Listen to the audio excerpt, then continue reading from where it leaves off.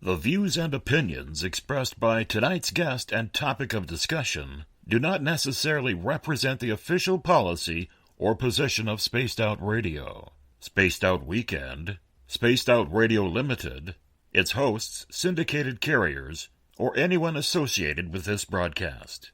Any rebroadcast, reproduction, or other use of this broadcast or podcast without the express written consent of Spaced Out Radio, Spaced Out Weekend, or Spaced Out Radio Limited is strictly prohibited.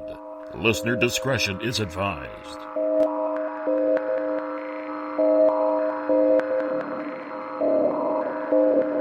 Hi there, this is Dave Scott, and I would like to invite you to listen Monday through Friday right here on Spaced Out Radio.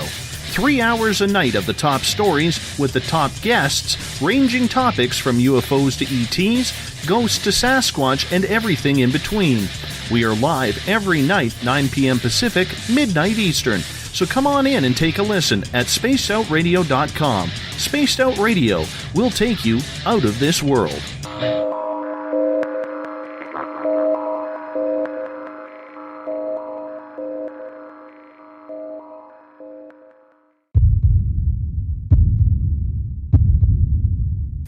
Let's go with 6316, 8.8 for 6,000. Yeah, 6316, North Approach, going to maintain 3,000, I'm 1 for the right. 3,000, let's go with 6316. Redwood 811, going to maintain 4,000. Airport's open to fog, 1. Take you higher and higher and higher. You feel it over and over again. Take you higher and higher and higher. You feel it over and over again. 6 November, Carefly, runway heading, runway 5. Let's take off. Check!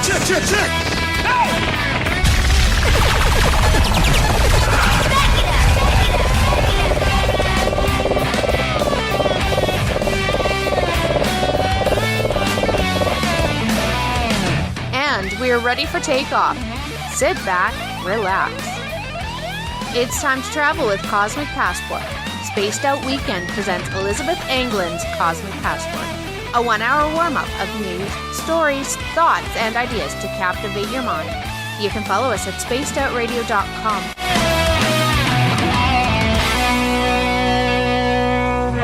Now 20 years have passed us by, and we look back and count the time. Burning like the summer sun, when the world was young. The ground, and 7 trumpets wait to sound. And now, here's Our Lady of Flight, Cosmic Passport with Elizabeth Anglin. Good evening and welcome to Spaced Out Weekend on spacedoutradio.com.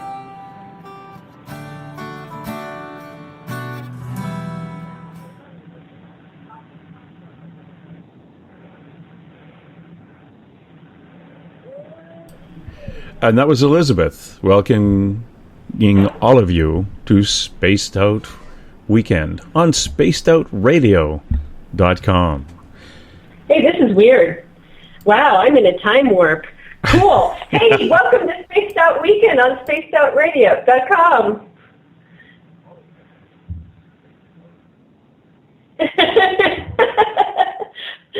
It's so odd. It's like it's... Okay.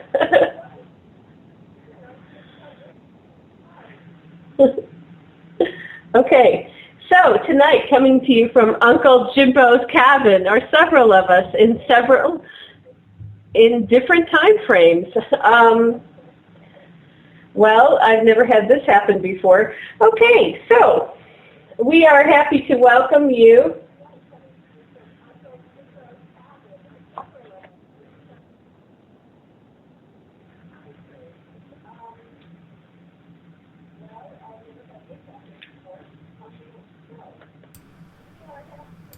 Elizabeth is waiting for herself to stop talking on the loop. It's it's one Dawn in the Spreaker chat room says, yeah, you're having the Mandela effect. In fact, we can actually hear it. That's you talk, 20 seconds later, it comes back in. In fact, I'm going to hang up on her. I'm going to hang up on that Elizabeth and call her back because, gosh darn it, that's kind of cool. But it is a little spooky. And I know what that's like because I've had that in the middle of a show. And now I can actually hear Elizabeth still on the weird loop. That is interesting. Absolutely fantastic. Well, Elizabeth tonight is at the other end of the old cabin here. And what I'm going to get to do is I'm going to shut the door, get her to take the headphones off, turn all the audio off on her fancy little piece of equipment, and hopefully, that will solve all these feedback, and not feedback, I guess it is. It's actually an echo that comes on about a 15, 20-second delay. It's wonderful, actually. Elizabeth, how's it now? It's terrible. It's so terrible. Hold on. I think we fixed it, though.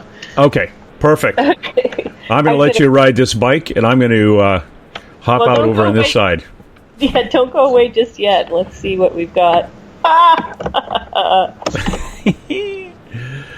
Welcome to 2017, when all of this wonderful stuff has been perfected. Do you know, listener, that I have perfected the way through Skype to take phone calls? I know. It's only been almost 3 years now. But with the Skype and its shenanigans on open line nights, like two mediums and a large, or even if you want to call in to Elizabeth later tonight, this is a good thing. And for some reason, Skype is now allowing me to bring in callers to the show. Elizabeth? Yes. Oh, Elizabeth is across the room. I'm going to send her back over to her corner. I'm not across the room. Okay. No. And you hear this. No, I'm not across the room. No, I'm up there. No, I'm not across the room at all. It's like, what? You can't fool us. I'm not in Aunt Lizzie's cabin. I'm in Uncle Jimbo's cabin. Yes, I am. I know exactly where I am. Where am I? I know exactly where I am. Well, good evening, everybody, and welcome to Spaced Out Weekend on spacedoutradio.com. This is Elizabeth Anglin with Cosmic Passport.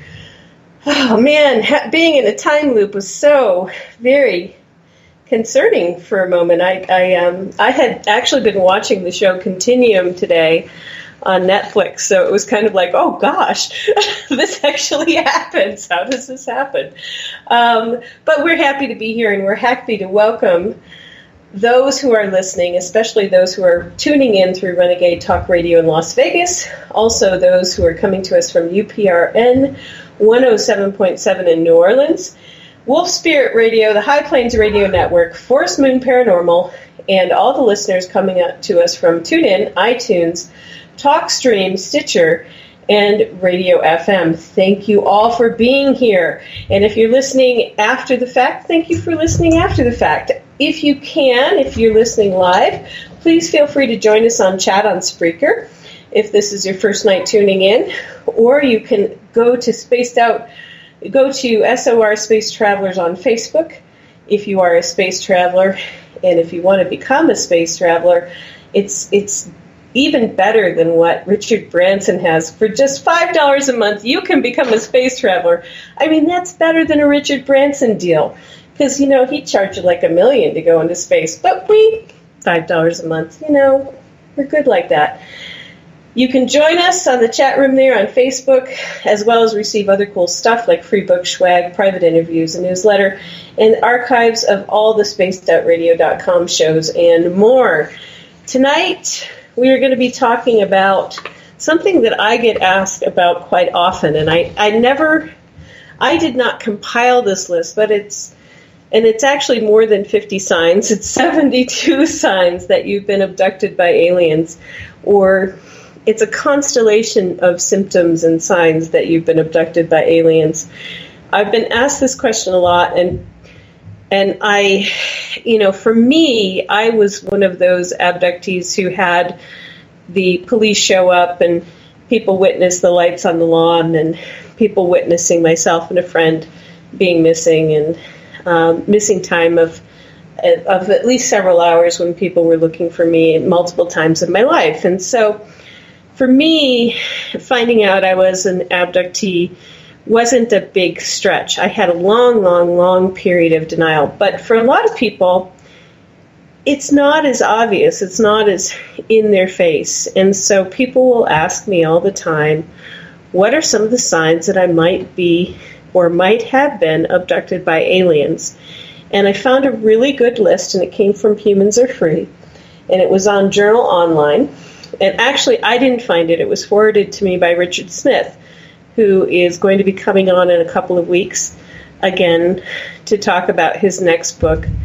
And we've been talking in the last couple of weeks about the book that he has just written, The Moor, the Mason, and the Alien. But Richard forwarded this to me, and I thought, Jim Mars is coming on. This will be a nice night to do 50 signs you've been abducted. And I love the song, 50 Ways to Leave Your Lover.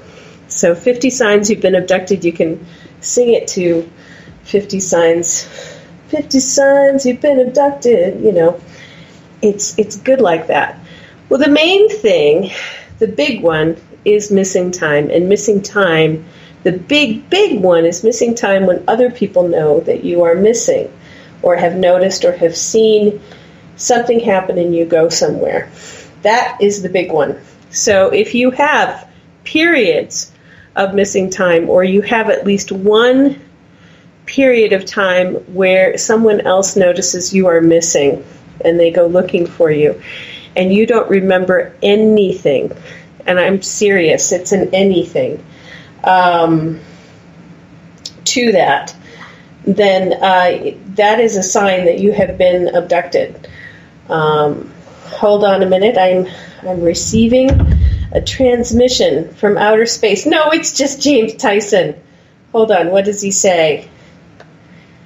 Captain, something's go. 50 Shades of Abduction. Yeah, it's like 50 Shades of Abduction or 50 Shades of Grey, which I have assiduously avoided that book. Anyway, that's the first one. A period of time for minutes or to several days when you can't recall what happened or what you have done. And no, it's not Rohypnol. And usually it doesn't happen when you're in a bar and you wake up in somebody's house after having done the and not remembering it. Some of the examples of this are, if you've ever read about the Allagash abductions, examples other than my examples, are these are guys who missed time together while they were on a fishing trip, a camping trip, and they all noticed that they were missing time. I have had a friend now in spirit who, when he was a young man, was missing for 3 days. And he was an Air Force brat. And he ended up being put back on the road on the way into the Air Force base that his father worked at. And he had been gone for 3 days, and everybody had been looking for him. For some reason, because he was walking into the Air Force base, things went better for him. He didn't get, they were just happy that he was back. So, there can be situations where children go missing for several hours to even several days.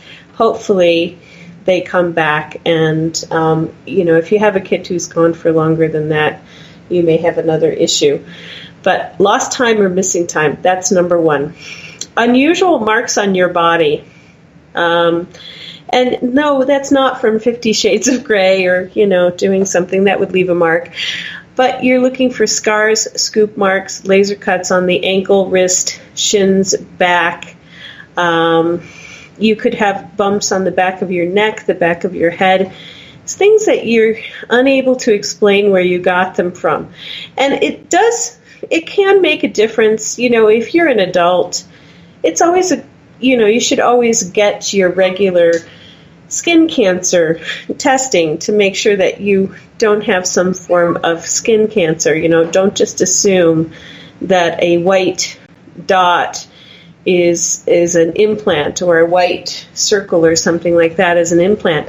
It can help to have somebody look at your body and tell you if something is dangerous or not dangerous. So don't avoid getting all your regular checkups. But I've had lots of scars, lots of things in my ankle, scoop marks in my shin, laser cuts. And what laser cuts look like are just like a thin white line, or a thin line that will heal up very, very quickly. Or they can be a red line or a red mark, like a red triangle or a red circle or a red square that's actually burned. In my case, the first laser mark, not a laser cut, but a laser mark that I got was in April of 1992. And it was interesting because normally at that time I would have gone straight into Dr. Mack and said, here, look at this. And he happened to be in India talking to the Dalai Lama. So I just had to wait until my a little bigger, a $50 size laser mark healed up, which didn't take very long. It was very uncomfortable for a couple of days, and then it was completely healed up, didn't even leave a mark. So you can have laser burns. There are people who get a lot of those. Recently, there have been people getting a series of round marks on the arm, and they're hexagonal shaped a lot of times. They almost look like like a highfalutin hypospray, but they'll leave 5 dots in a hexagon. That's a really interesting one, and the dots may be black, or they may be blood under the skin. And the last time I got one of those, I hadn't been to a doctor.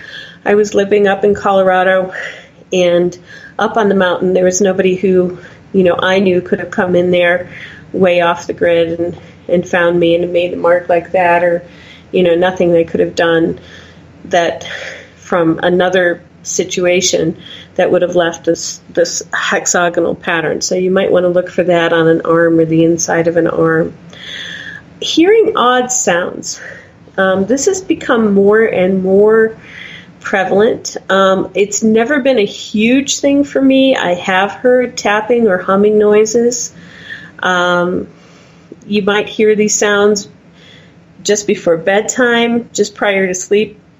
Usually it's when you're having a quiet moment and you realize that you're hearing a sound. You can think that there is a motor on when there's no motor on, a refrigerator's on when there's no refrigerator on. In my case, what happened is I spent a winter up at the ranch with no electricity.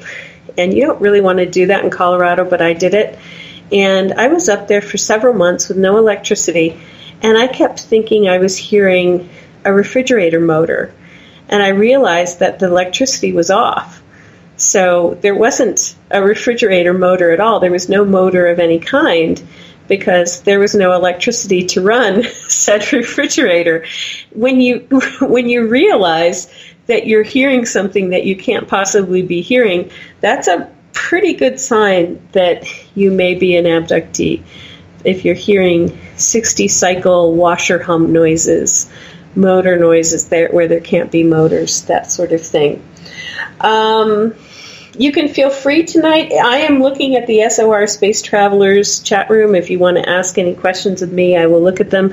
James is looking at the Spreaker chat room, and all you need to do if you want to ask questions is type them in all caps, and I will look at them and I will answer. Okay, number 4 on the 50 signs you've been abducted. Being watched. The feeling you get during or just prior to sleep at night that you are being watched or someone is looking in at you. For me, it was always like looking in at me from above me. And that was actually the case because at one point I was living in a basement and, they would always come in from above and take me not just through the ceiling, but through several people on the way to the ceiling who were in bedrooms above me. But, it could be feeling like you don't like the windows. When I was a kid, I would cover up with a lot of blankets and try to hide from the windows in case somebody was going to watch me through the windows as I tried to go to sleep. And yes, there would be an alien out there watching through the window, even though it was on the second floor. Imagine that. Okay, sleepwalking, or the appearance of sleepwalking. You wake up in a different place from where you went to sleep, and you don't know how you got there. This is number 5 on this list, but it can also be missing time. You may not have been asleep. You just might have been put back in a different place. And this is one of these inconsistencies that researchers want to debunk. Alien abduction, just love, well, you've got a sleepwalking murder, blah, blah, blah. No, because sometimes when you have missing time, you end up getting back in a completely different place, and it's like you wake up in a different place, but you weren't asleep to begin with. So sleepwalking is, to me, it's questionable whether you were asleep at all. But if you tend to sleepwalk, that's important to know. You've seen a UFO. This is number 6. Have you seen a UFO in your lifetime? Did it land? Have you seen more than one? If during your lifetime you've seen strange lights in the sky, I saw something land in my teenage years, and I would see, and a couple years later I saw something take off and go straight up into the sky. After that I saw other things in the sky. So if you've seen a UFO, there is more of a chance that you could be an abductee and not know it. Number 7, need to travel. This is your typical do-do-do-do-do. You know how the guy had to get in his car and go to Devil's Tower? A strange compulsion to walk or drive to another location without any explanation as to why. This does happen. It does happen to abductees. It does happen to experiencers, where all of a sudden you just need to get in your car and you need to go to location X and you have no clue why. One of my friends had a conscious experience where she needed to go to Saugus, Massachusetts from Boston, and she needed to go to this marshland in Saugus, and she somehow ended up driving straight the frick up to a mothership that had landed in this marshland in among the trees in Saugus, Massachusetts. And this was on a night where there were multiple craft spotted in the sky in February 1990, and they explained it away as looping fireballs. But she knew it wasn't, because she drove right up to the big honking ship on the ground in the marsh, and other people had driven there as well, and walked up to the ship, felt this compulsion to walk up to the ship. So she had no word of a lie, a close encounters, just like the movie. And, today she's a professor of psychology, so sane person. She can teach psychology. She knows enough about it to teach it. At that time, she was just out of her bachelor's degree. So, it can happen. Let's see. Yep, Serena says, I used to do that all the time when I was in college, just drive and drive and drive. Yep, I did too. And in high school. I went to some really cool places in high school. I used to find places where I had an event. I used to be able, I actually had parents that allowed me to get in the truck and just drive around, and I would end up driving to like a field where I had an event, where I had a dream about having seen a UFO or seen people getting into a UFO. So it was like I would be able to revisit places I had already been in a UFO experience. And that was a nice thing about my dad. My dad used to let me do that. He didn't worry about me crashing or anything like that. I was a good driver. Okay, unexplained medical problems.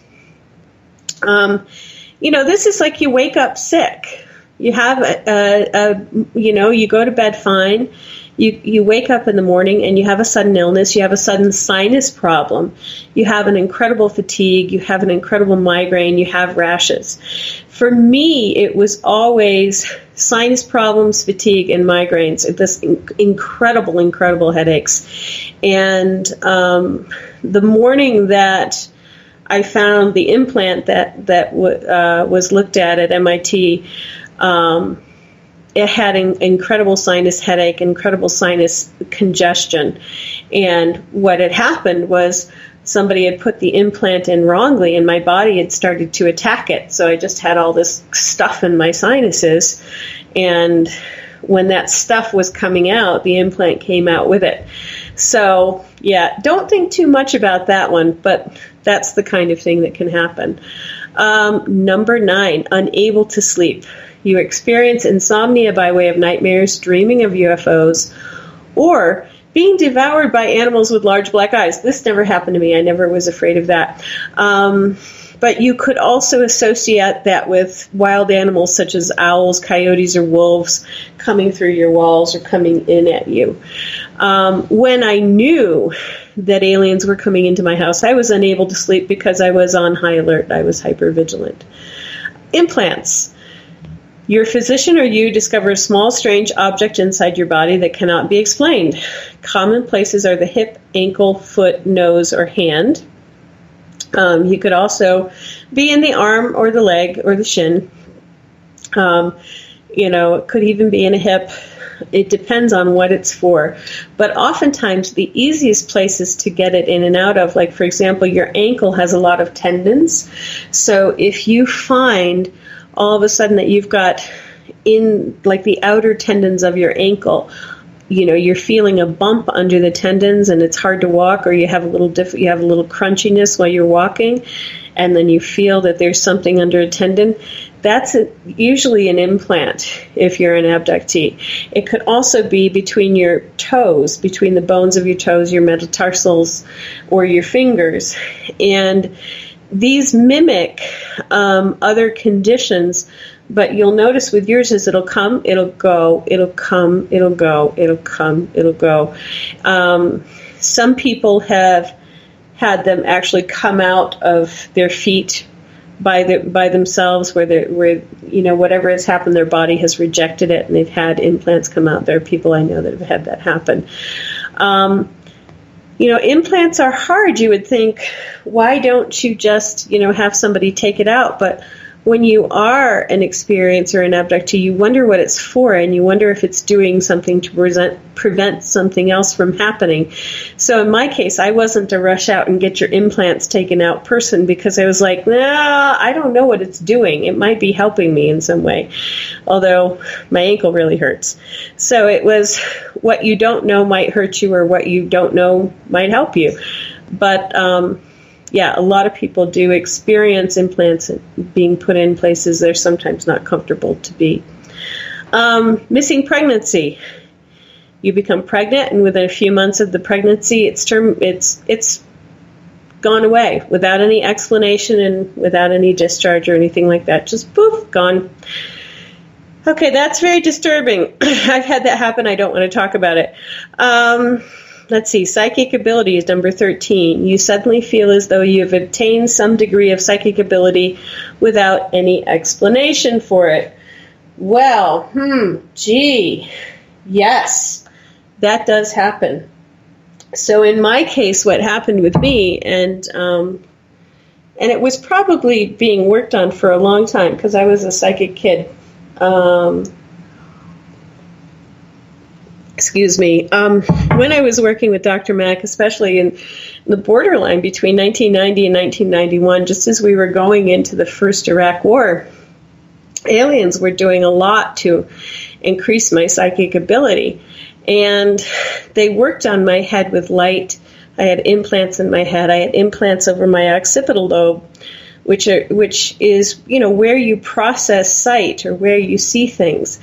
And so basically things were being done with my occipital lobe to cause me, and with light, to cause me to be able to see through dimensions, to be able to see other beings and in stacked up dimensions. So in a sort of expanded universe all around our universe. And I spent a few weeks walking around seeing things that other people didn't see, and still going to work and, going out with my boyfriend and every once in a while kind of going, wow, this is really, really trippy. But then having a regular conversation while things went through the walls, and I, did everything else I was doing. I was in school full time. I was working full time, and I had things going through the walls and the nature of mind control and, other beings. I was just looking at it all going, yeah, okay, great.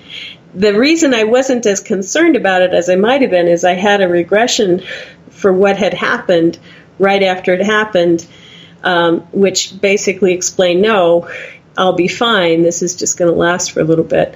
But it also brought on a lot of precognitive skills, which were a little difficult to deal with. I was only 24, 25, and other things. So you might be one of those experiencers who is being worked on to be more psychic or to have an expanded vision of our reality, which is kind of cool in some ways.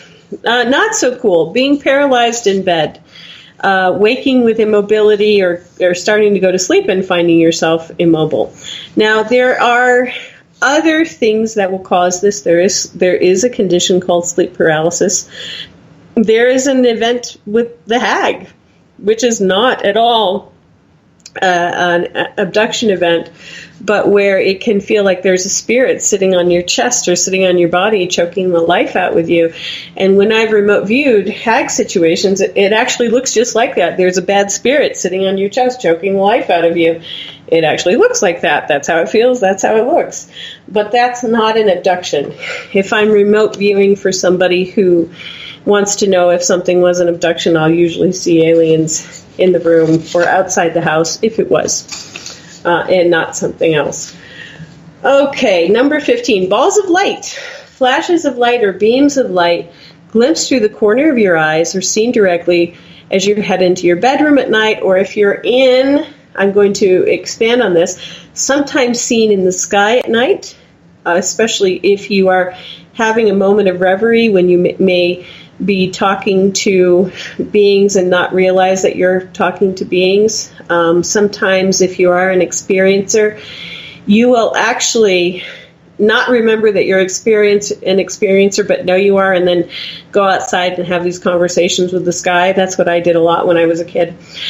And I'd go and have a conversation with aliens, and then I'd be like, and I'd see a flash of light, and I'd be like, okay, what just happened? But they could also be in your house. They could be around people that are encouraging you to remember something. So you could be with people who are part of your soul group or encouraging you to remember what's going on. And all of a sudden you'll see a lot of flashes of light or beams of light. Number 16, dreams of flying. Repeated dreams of having the ability to fly or flying over your house or familiar area. It may not be dreams of flying. You could actually be floating. I will say no more about that. Number 17, strong memory of floating through the air or lying on an examination table or seeing a hypodermic needle or some other strange thing or, other stuff. Number 18, cosmic awareness. You're having a sudden interest in ecology, the environment, things outside of yourself, people outside of yourself, animals, social consciousness, for no apparent reason. So, you wake up one day and the day before you're thinking, I'm going to go to Wall Street and I'm going to kill it. And I'm going to make millions of dollars and be a 1%er. And then the next day you're like, no, I think I'll hug a tree and, live in a tent in the treetops or something like that. That sounds ridiculous, but trust me, I've been there, and I lived in the middle of nowhere because of it. Number 19, you have a sense of mission.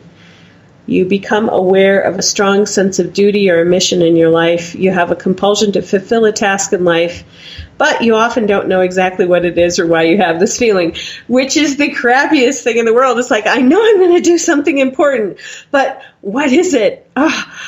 any second now it's going to come to me, and 20 years later you're like, yeah, you, that mission thing, yeah, shut up, I got things to do. But it's still there, the idea that you have a mission in life.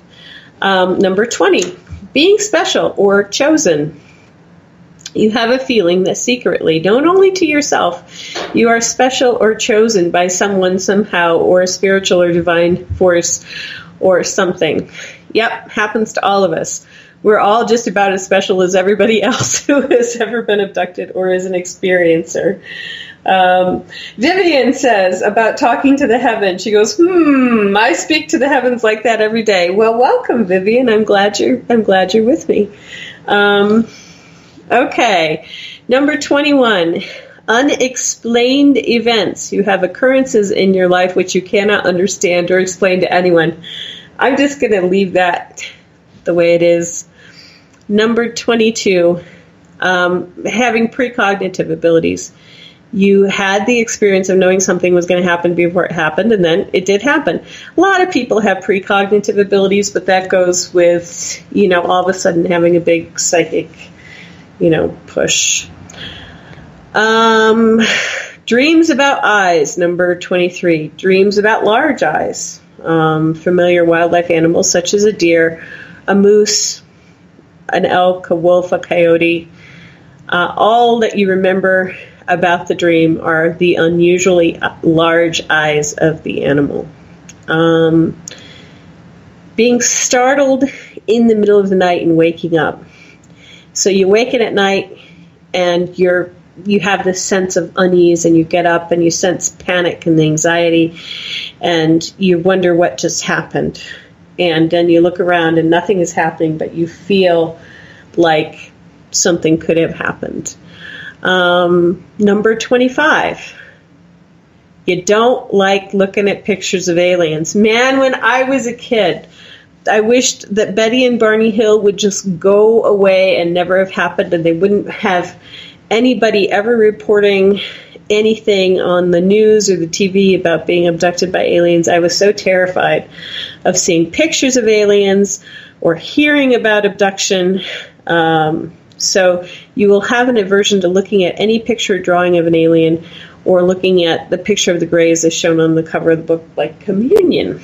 Well, yeah, you have an aversion to that. It's because it's sort of nicer to be in denial and not remember. Number 26, fears and phobias.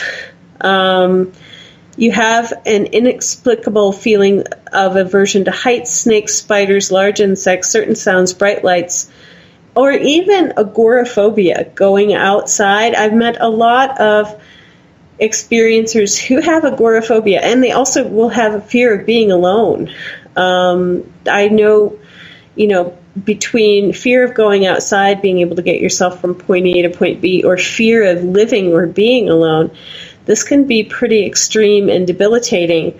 And it's a good idea, if you're in that state, to get some help for it. Number 27, you have a memory of a special place, so a special place memory with spiritual significance for you. And especially a special place for when you were young that you would go to. That was your secret place. I had a special place like that, and it was a marshy area under high-tension power lines. I wonder what that means. It was about 1.5 miles behind my house in the woods, and it was this beautiful grassy, marshy area with high-tension power lines over it. Yes, Vivian. Vivian Treadwell is talking for me and on the chat. Okay, number 28, self-esteem problems. You have experienced that low worth of self-esteem much of your life. Well, this is not, especially for women, I'm just going to put it out there. If you've ever had aliens take any of your children, your self-esteem pretty much tanks, because we women we're mother bears. And I don't think that people realize how mother bearish we are. And when somebody takes a child from us, we question our ability to do what we're supposed to be, which is be a mother bear, not just a mother primate. So low self-esteem, yep, here we are. There you go. Number 29, someone seen in sleep, someone with you, a partner, your parents, brother, sister. They become paralyzed, motionless, or frozen in time, especially at or during bedtime or sometime in the night. So you wake up, you look over, and people are frozen, or you look across the room and people are frozen or paralyzed or frozen in time. So it's not even just seen in sleep. It's just like high weirdness. Wow, all of a sudden everybody else is frozen and you're the only one left.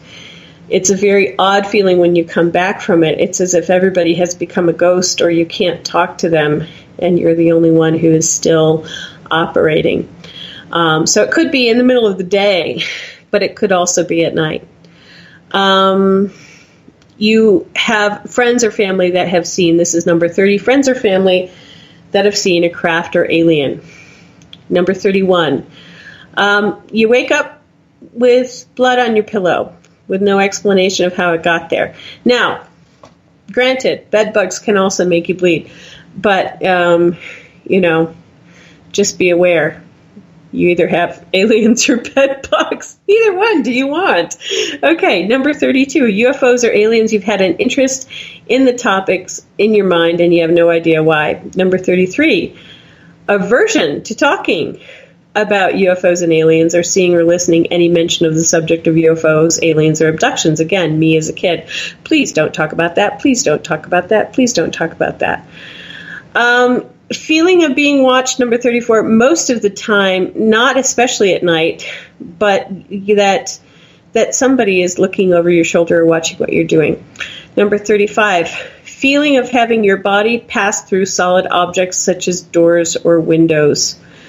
Number 36, fog or haze. You have seen a fog or haze when it should not have been there.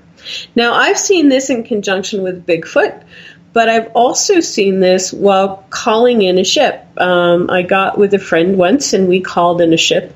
And what we got, I didn't see a ship. What we got was a big cloud. And the cloud became fog because it got on the ground where we were. And, it was a brilliantly crystal clear night. And it wasn't that time of night where all of a sudden you would have necessarily ground fog come up. And this was this was a cloud that descended out of the sky, blocked out the stars, descended out of the sky, and then descended into the field where we were. So, there could be a ship in that fog or that haze. Number 37, nosebleeds. You've had nosebleeds at some time in your life without apparent cause, or you've woken with a nosebleed. Especially children. When you get older, you might just be missing some vitamins, or if you live at high altitude. But if you notice, especially as a child or have children with nosebleeds, especially after other indications of an event happen. Soreness, you wake up being sore in various areas of your body. Back or neck problems, you have backaches that cause you to awaken with unusual stiffness. And this is, probably before the time you would expect to have arthritis. That was number 39. Number 40, electronic malfunction. You turn lights off. You turn off computers, digital watches. Or they stop working. And this is especially after other events that could be considered to be abduction events. Ringing in your ears, tinnitus, sporadic in one ear or both ears. Headache behind your eye, especially in the sinus or in just one ear. Now, of course, this can be caused by something else. So you've got to take and see if any of the other of the 50 or 72 things are present. Dreams of medical procedures, dreams of doctors doing medical procedures upon your body. 44, feeling like you're going crazy. Having the feeling that you are going insane for even thinking about these sorts of things. Like, I think I might be an abductee. No, I'm crazy. No, but I might be an abductee. No, I'm just crazy. I think I'm going to go crazy if I think about this anymore. Back and forth. On and on. It's worse than having too many edibles in your system, and some of you know exactly what that means.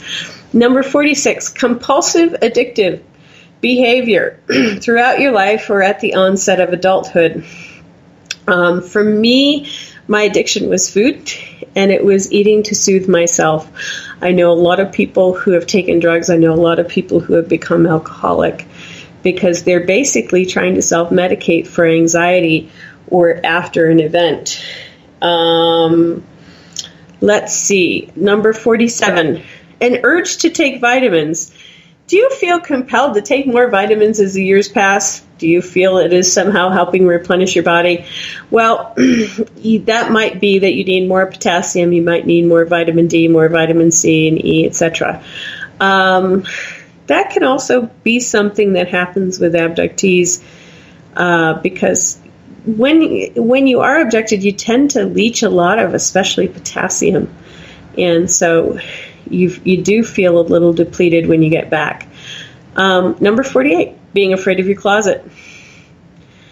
I'm afraid of my closet because I wish I liked my clothes. But no, being afraid of your closet. Let's see. Relationship problems. Have you had or having an odd feeling that you must not become involved in a relationship because it would interfere with something else? Now, I'm going to talk about that for a second, because I had the father who, when I was 17 and I saw the spaceship take off from the back of the pasture, and I said, wow, I finally saw my first real UFO. I'm sure that was a UFO because nothing can move that fast. And he just went off talking about how he wasn't, although he was married to my mother, he actually had another wife who lived with the aliens, and he had other kids, and blah-de-blah-de-blah-de-blah-de-blah. And I felt so bad for him in that moment because I thought, wow, my dad's nuts. But, when I came to find out that I was also an abductee, I realized that, some of his UFO experiences were affecting his relationships. Another thing that affected his relationships was addictive personality. He became addicted to Valium and Librium for anxiety. So he wasn't dealing at all with the fact that he was an abductee. He was just taking more Valium and more Librium and more Valium and more Librium. And, he would take up to 9 pills at a time. We were very lucky we didn't lose him. And we didn't know that he was taking them. So, all of these things can go hand in hand. Number 50, being hypervigilant. And this does not leave. Even as you get older, even if you know that you're an abductee, fear that if you do not remain vigilant, you will be taken away by someone. I am still hypervigilant. I'm hypervigilant about a lot of things. I'm not anxious. I'm just aware and cautious. Okay, difficulty trusting, number 51.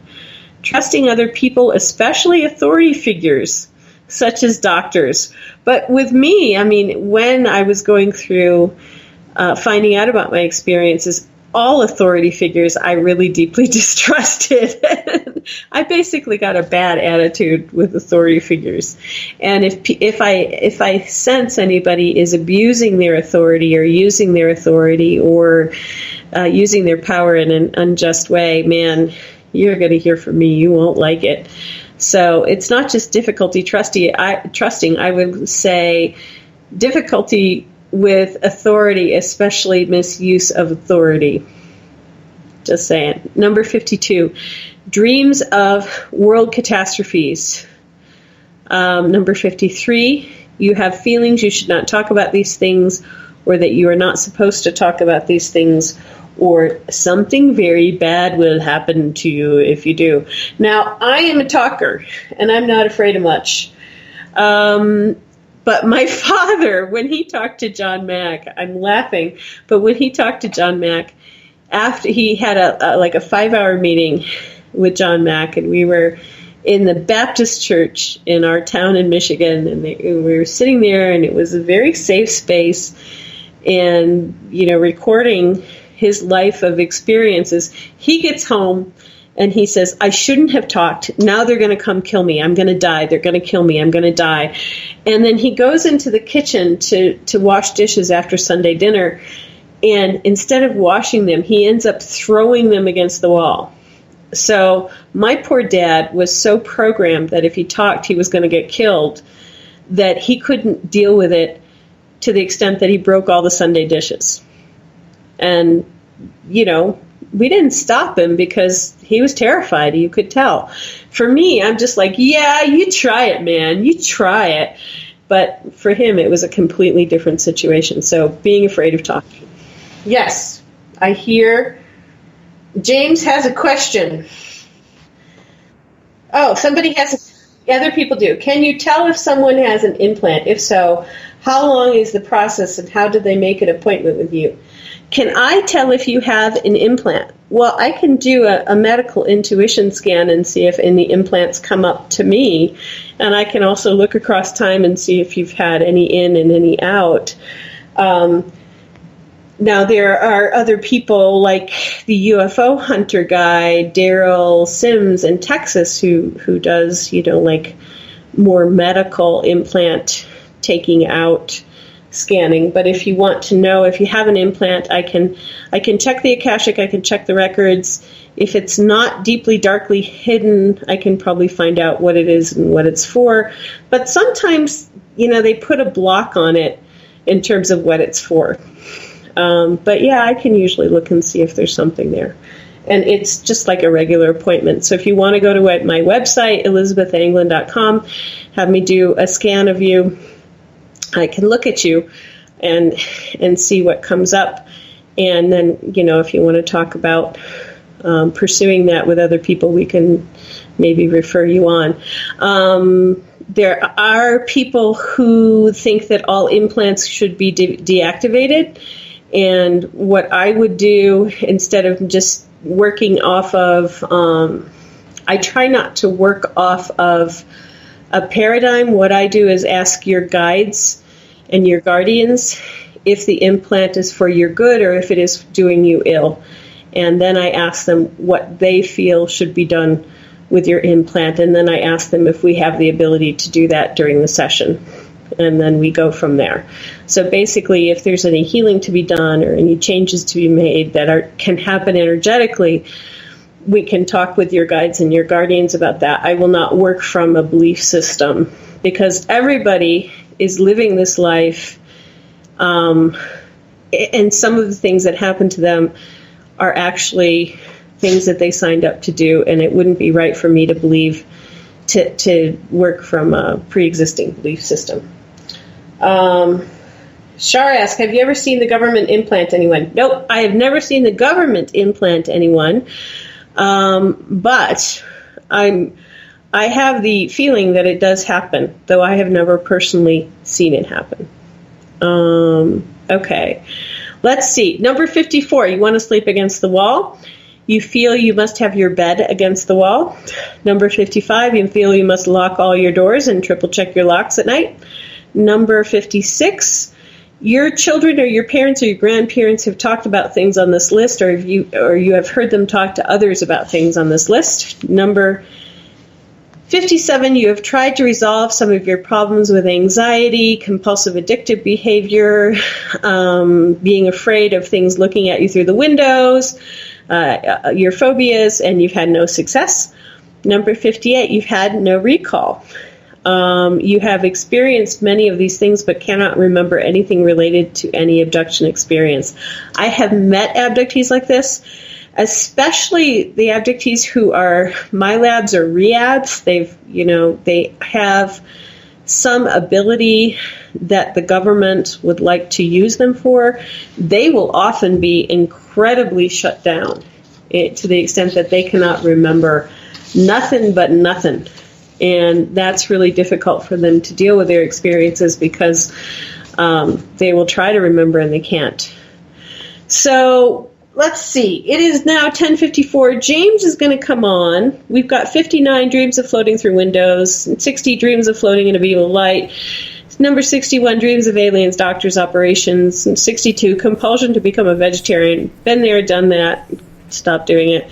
64, compulsion to study quantum physics. I've actually worked in quantum physics. I have been compelled to study it. And what's my degree in? Music and earth science, imagine that. Number 65, experience synchronistic happenings. 66, feeling like you've been out of body. 67, flashbacks. No, flashbacks are you're there, you're on the strange craft, you're in the corridor, you're in the misty oval room, you're on the table, you see the hybrid children, you see the UFO. So you actually re-experience them. And then 68, fear, wariness of a certain place. 69, history of family UFO experiences.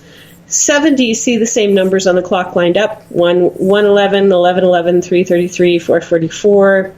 71, see hooded figures, strangers dressed in black or blue robes. 72, awake in a position or place you did not go to sleep in.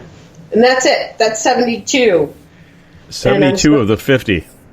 72 of all 50, but 50 was a better title because of the song. So you're coming on with Jim Mars, aren't you? I am going to Mars with Jim. Hold on a second.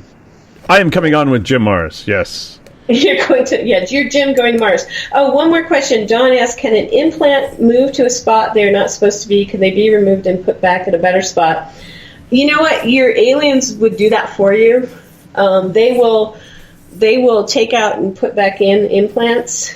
And if something is not working, you can also program yourself to have that conversation with them. Like, you know what? This really, really frickin' hurts. Or, that's not really working.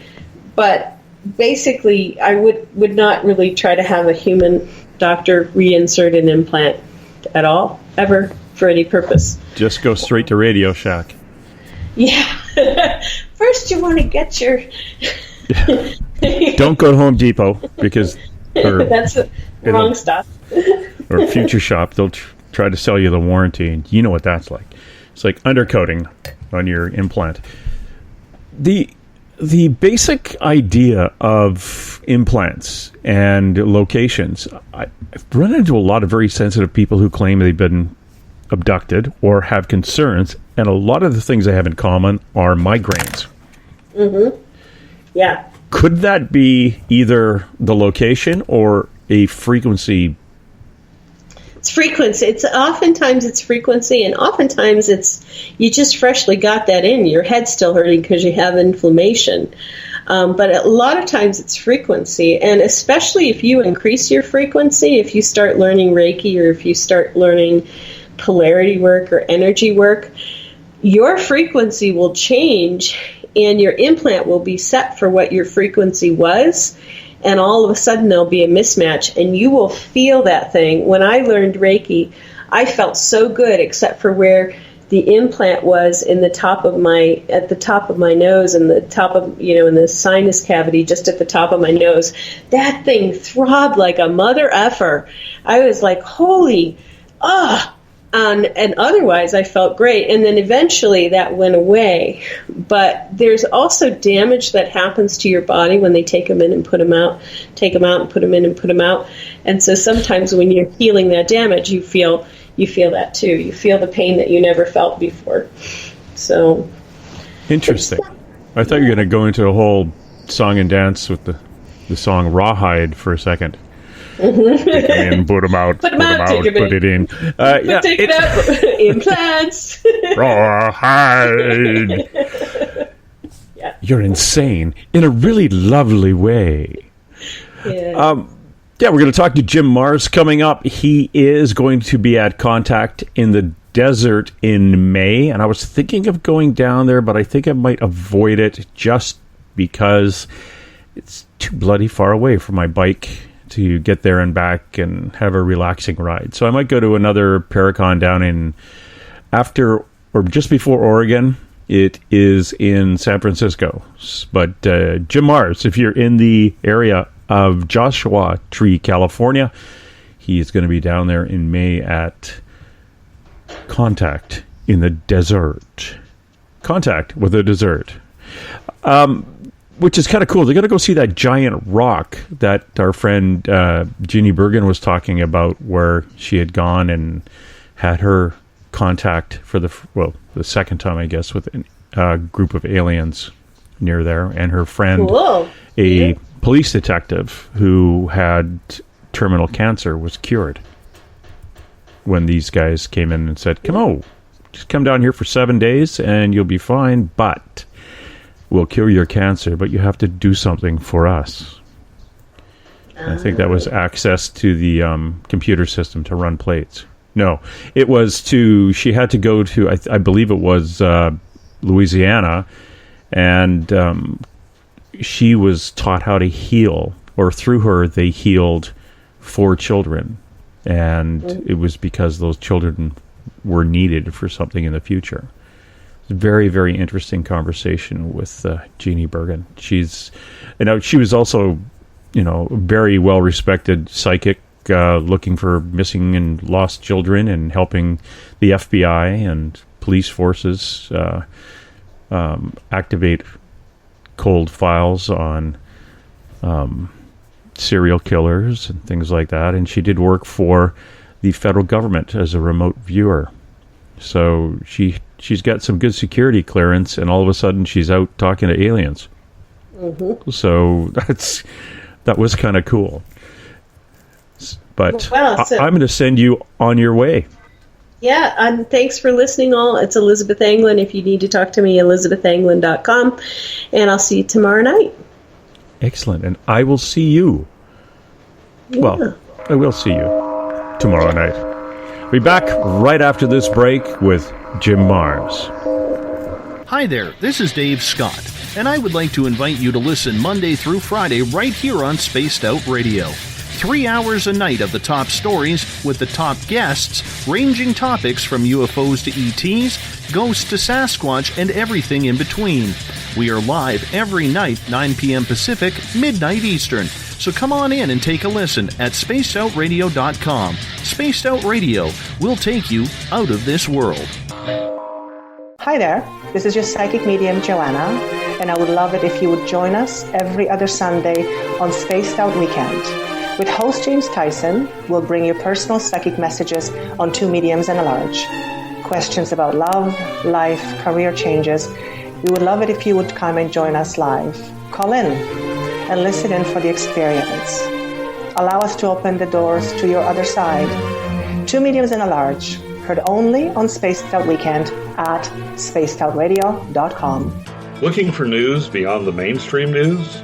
Head to spacedoutradio.com and check out the SOR Spacewire. This is Spaced Out Radio's Eric Markham, news director for the SOR Spacewire. Daily, I will bring you intriguing stories and outlandish reports from what's going on around the world. UFO sightings, paranormal activity, conspiracies, alternative health, and so much more. And if you have news, email me at news@spacedoutradio.com. Attention Spaced Out Radio listeners. For only $5 a month, you can join Spaced Out Radio Space Travelers.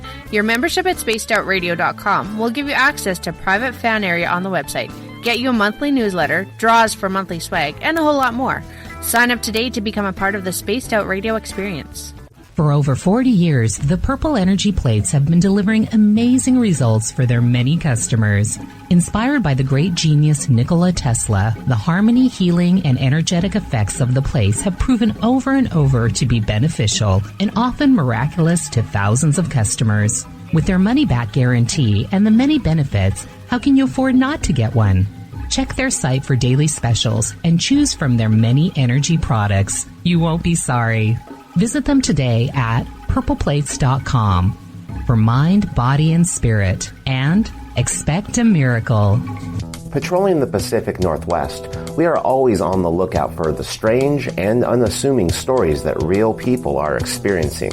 Hi, I'm Vincent Zunza from Pacific North Weird. Me and Alexandra Sullivan have teamed to bring to you those odd stories that never seem to make it into the mainstream. Stories so weird that will leave you scratching your head wondering, is this real? It's as real as it gets with Pacific North Weird. You can watch our videos right here at spacedoutradio.com.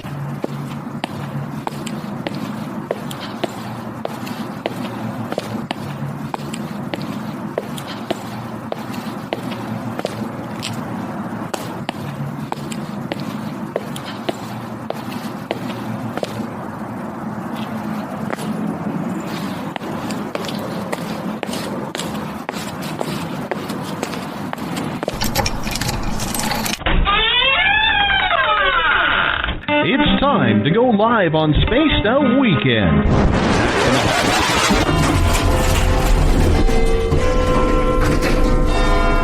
13, please. Oh, hi, Kevin. Oh, is that the time? Kevin, my friend, don't you find that watch just a little bit loud?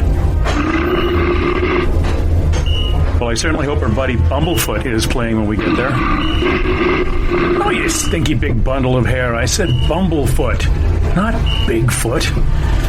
Oh, it's going to be a long night.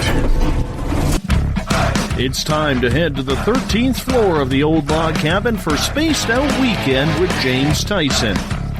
You can tweet James at James Tyson SOR. You can find him on Instagram, Spaced Out Weekend, as well as on Facebook. On YouTube, our channel is Spaced Out Radio Show, and you can check out our website, spacedoutradio.com. Ladies and gentlemen, the story you are about to see is true. The names have been changed to protect the innocent.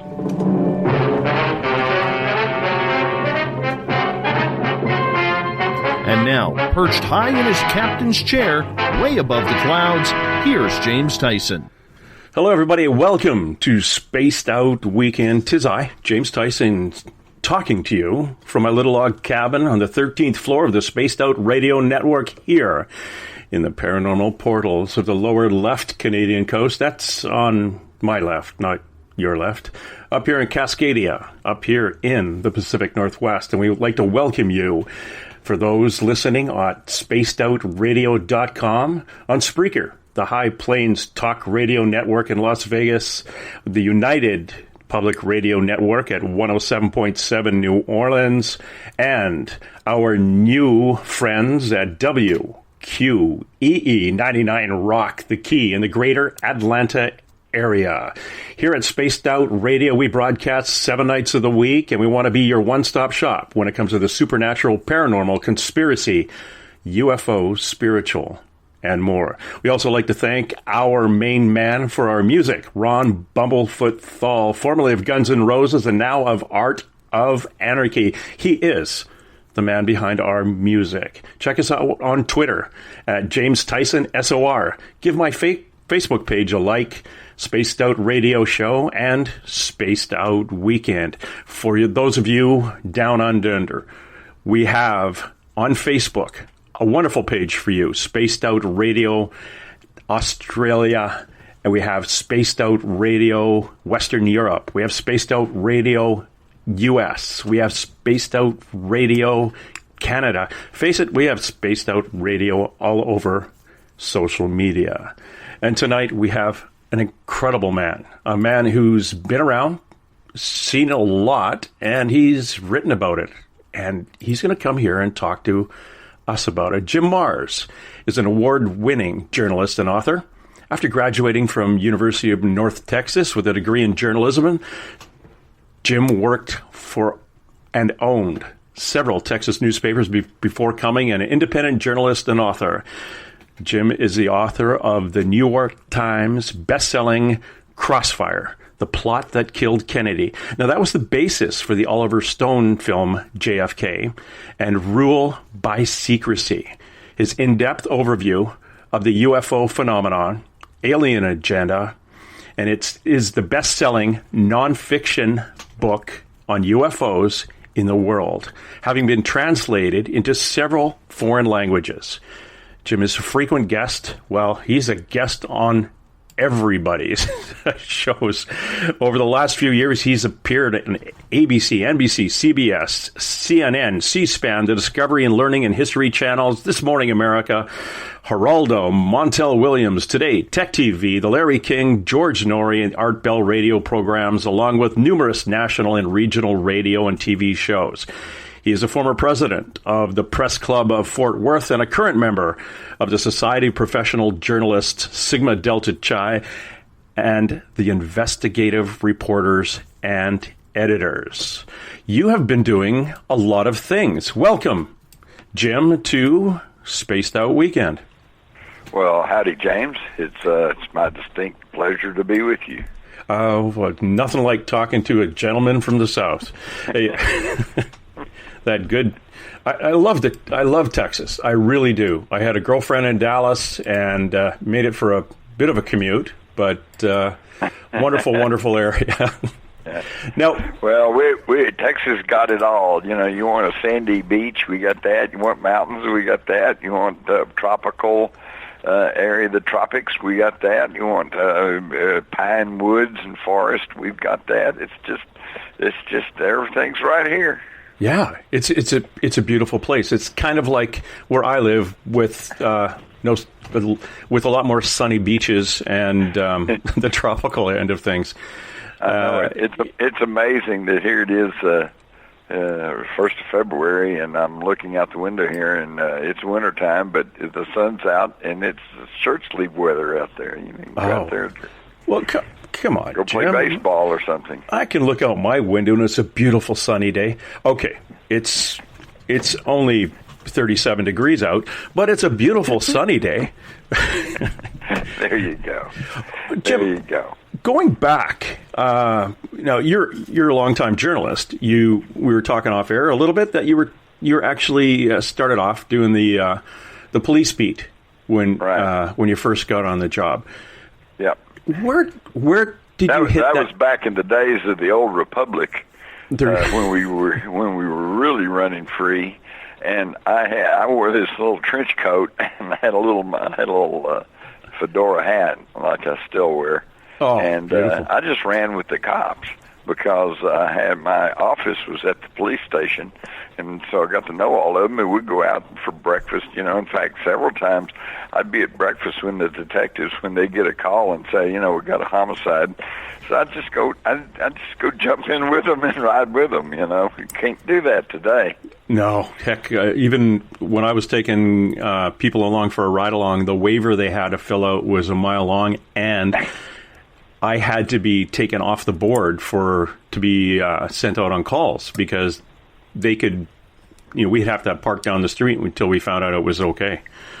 It's too complicated. Way too complicated. You couldn't take them into a potential dangerous area. I can see that. Yeah, I did a ride along. Well, see, I didn't even get that kind of thing. In fact, I was riding with one of the beat cops one night, and they got a call of a guy, armed guy they were looking for, and he drove around to this dark alleyway and let me out. And said, here, and handed me his shotgun. And he said, watch for anybody coming out of here. I'm going around to the other side. Holy cow, I'm standing there in the dark. With a shotgun and a trench coat. With a shotgun and an armed felon creeping around somewhere. I'm going, what the heck have I got myself into? Oh, I did that in L.A. I went out with the guys there, and they said, what kind of gun do you have? From Canada, we're not allowed to bring guns across the border, and we don't carry them off duty. Oh, there's a revolver in the glove box if you need one. What? There you go. Yeah. That was his throwdown. Yeah. Ooh. Yeah. Yeah. Welcome. I wonder how many people are listening actually know what a throwdown gun is. Nowadays, it's really made a bit of a comeback. Oh, really? Yeah, well, that's true. With what's been going on. Yeah, that's true. It's a little frightening. Where did you hit that fork in the road, Jim, where all of a sudden, as an investigative reporter, things started to pique your interest, where you started prying a cover off of something that information that you've been given as fact, and those little hairs on the back of your neck stood up, and you're thinking, there's got to be something a little bit more to this. What was your oh gosh moment, let's say? Yeah, well, it wasn't so much a moment as a process. I do recall that on the weekend of the Kennedy assassination, I mean, there it was right in my own backyard. I was a student at the University of North Texas on a degree plan for journalism. I was already working for the Denton Record Chronicle, doing sports and area news roundup, and I'd worked for the school newspapers all the way back through high school and even junior high. So I was already well on my way. And I knew that was a big story. And then that weekend, I heard all the witnesses saying there was one shot, and then a pause, and then two shots right on top of each other, kind of a bang, bang, bang.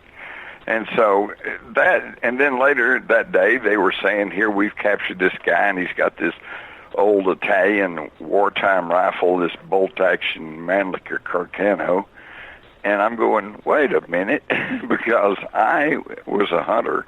I'd been deer hunting, I'd been bird hunting, and I knew you don't get a bang-bang with a bolt-action rifle. You know, you have to cock the bolt, eject the empty shell casing, and then reload and put another round in the chamber.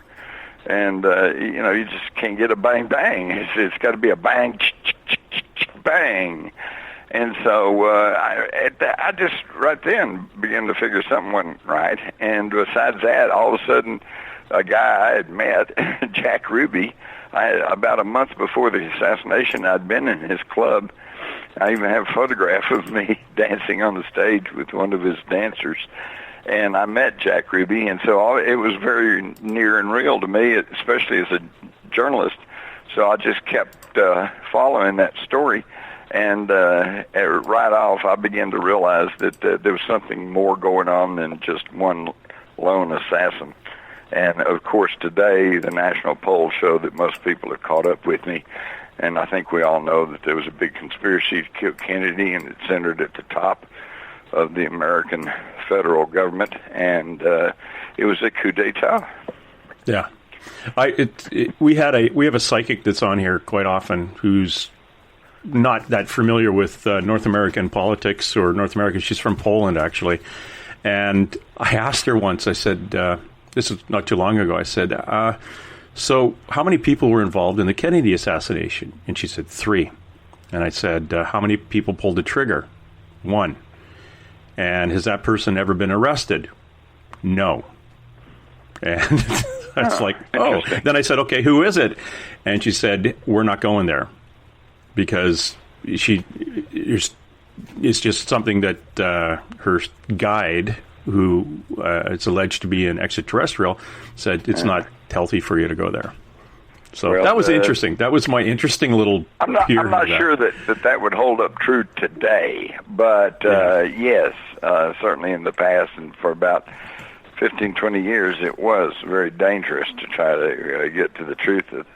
I noticed that the news just carried a breaking story, said the district attorney in Manhattan is reopening the death of Dorothy Kilgallen. And that's really interesting because that kind of has a tie into the JFK case because...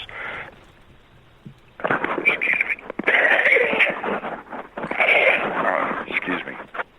Okay, because good. Dorothy Kilgallen had managed to get a 15-minute interview, just she and Jack with Jack Ruby, okay? And then she, in the days before her death, she supposedly died of a drug overdose, kind of like Marilyn Monroe.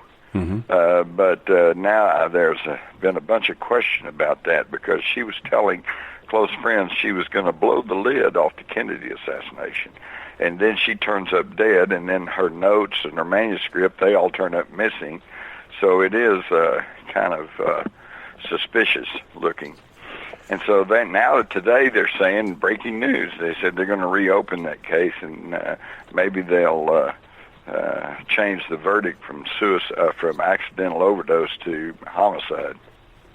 And it wouldn't be the only, as you probably are well aware, James, it wouldn't be the first death in the wake of the Kennedy assassination.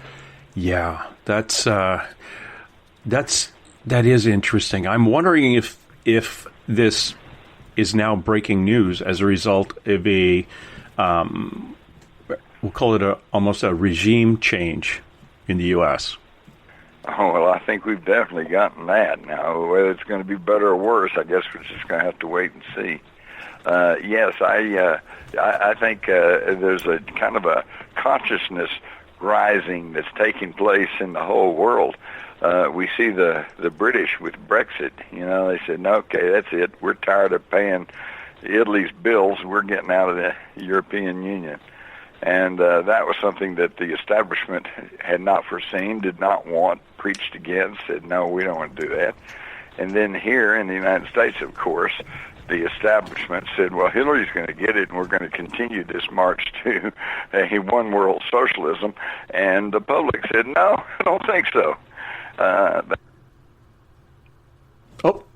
Jim, I'm sorry, you just thought I lost you, but we're good. Carry on. Okay.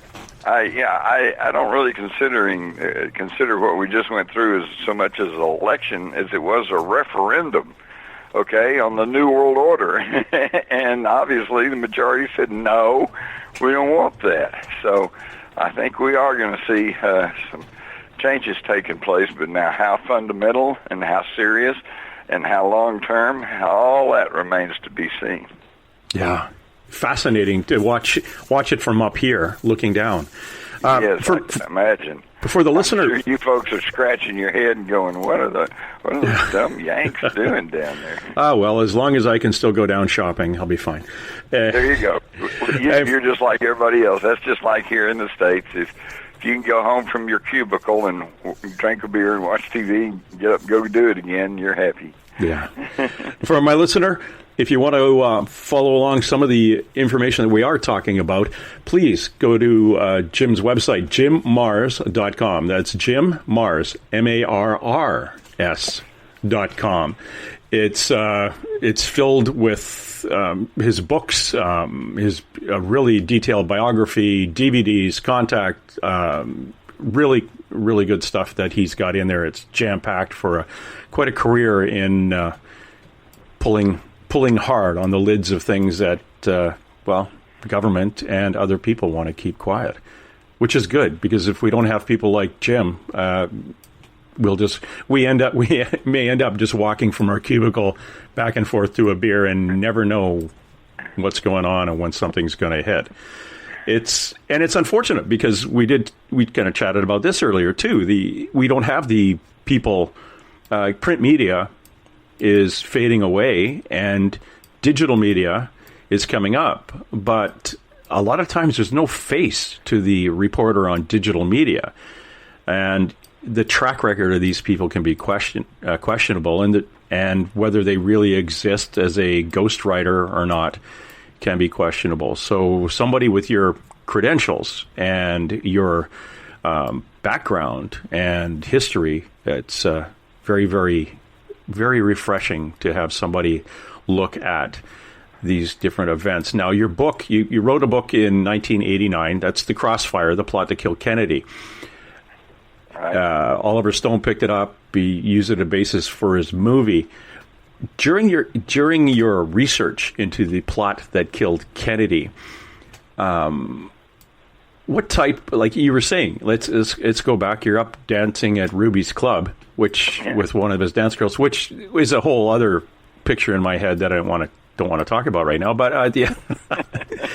But no, let me explain something here before everybody thinks I was just a young kid hanging out in the nudie bars or something. In 1963, there was nothing much going on downtown Dallas after the offices closed. Just pretty much went dead. There wasn't much anything happening. The only thing going on was the Carousel Club that was owned by Jack Ruby and the Colony Club that was owned by the Weinsteins.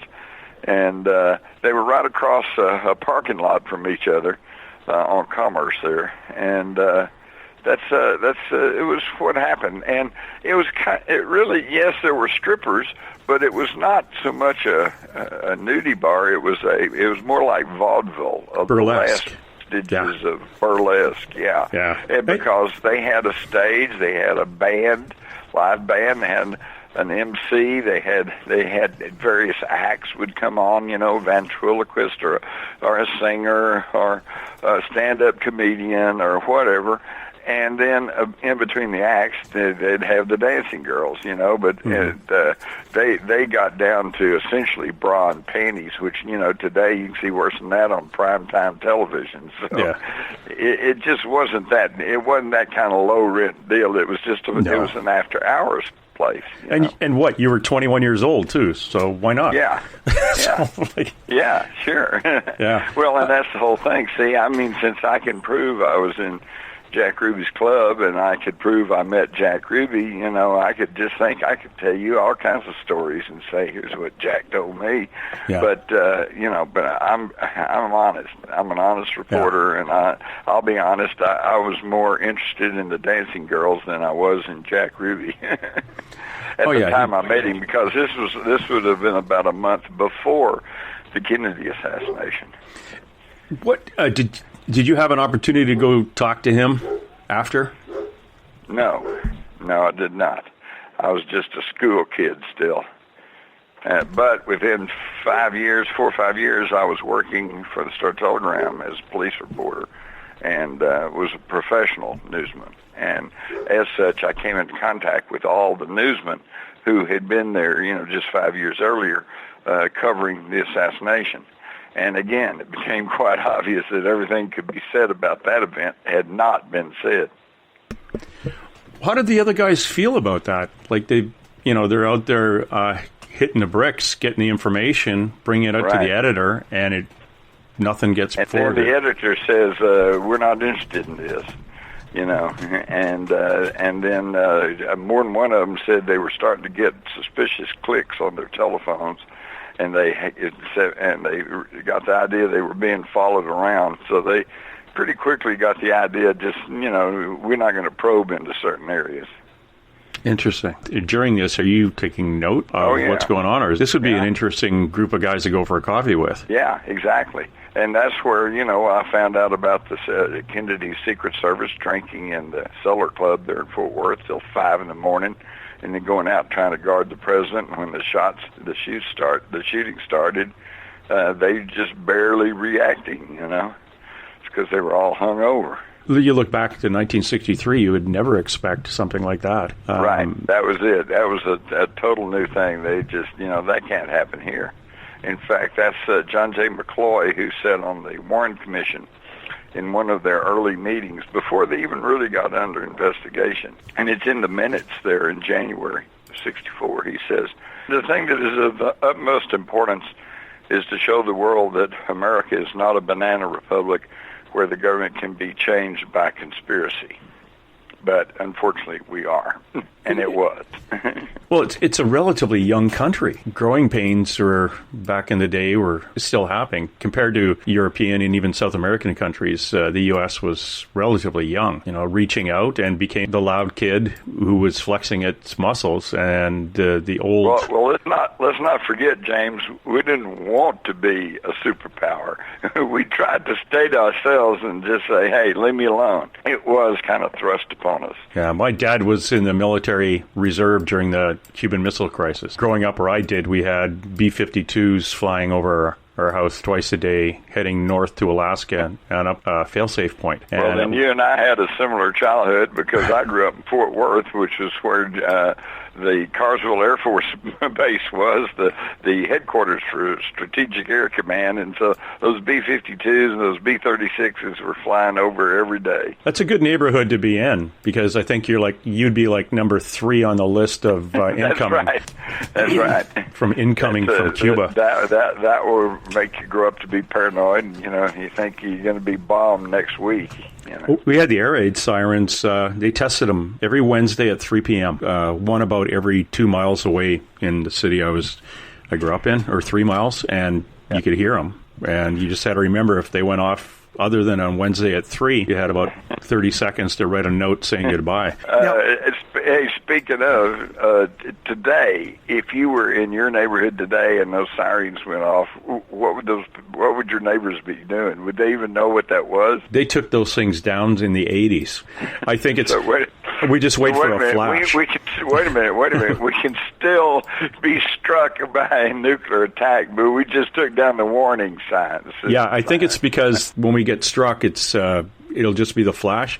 My dad was in charge of the evacuation and re-entry after a nuclear attack. He said, basically our evacuation starts about 50 miles east of here, because we're going to write off everything in the area we're living in. He had cyanide pills to give my mother and I. Holy cow. Because back in the day, they didn't want you worried about your die of family. Radiation poisoning. That, and you don't worry about your family. You're worrying about the greater good. So that put him in a lot of stress. My mom said it was knocked about 10 years off his life because he was getting the intel that the public wasn't. Tell me about it. I feel like I'm in that same mode right now today. If everybody knew what I knew, they'd be screaming and running down the street. Yeah. And the trick is which way to run. Yeah, exactly. Like, there's nothing we can do about it. We're not sure which way to go. In your research into JFK, what did you conclude coming out of that? Well, okay, it's pretty simple. Either Kennedy was shot by one lone assassin, in which case it's just kind of an accident of history, or there was somebody else involved, and there, by dictionary definition, there was a conspiracy. Well, there was a conspiracy, okay? Even the House committee said 2 separate sets of acoustical scientists have proven that at least one shot came from the grassy knoll. So you got the grassy knoll shooter, you got the a shooter in a building behind him somewhere, and there's 2 shooters. Conspiracy. Now, if there's a conspiracy, how come the combined efforts of the Secret Service and the FBI and the CIA and the NSA and the NRO and the NDA and all of these alphabet agencies and all the police forces of the country, how come they couldn't pierce this conspiracy? Well, because it was conducted at the highest level of the federal government. Who else had the power to misdirect the autopsy, to fabricate evidence, to destroy evidence, to conceal evidence, okay, and to intimidate witnesses, okay? I was interviewing a couple who came into TV Plaza, saw a furrow in the ground where a bullet had hit the grass on the south side of Elm Street, and in their FBI report that's published by the federal government in the Warren Commission, said to be the last word on everything. It said that they told the FBI that these bullet path, this trajectory of these streaks in the grass, went back towards the Texas School Book Depository. And yet, when I was preparing my book, I looked in the Dallas phone directory. They were still there. I called them up. I talked to both of them. They said, no, that's not what we told the FBI. We told the FBI that they lined up with the grassy knoll. They'd come from right across the street. So I said, so the FBI altered your statements? And they said, yes. Okay, James, as you well know, being in law enforcement, that is obstruction of justice. That is accessory after the fact. Okay, that is a criminal offense to change a certified testimony in a murder case, in a capital murder case. So, we have all these crimes committed at the level of the federal government, and that's what turned, at the time, legally was nothing more than just another Texas homicide into a national coup d'etat. Amazing. We follow the assassination with the arrest and then the eventual assassination of the suspect.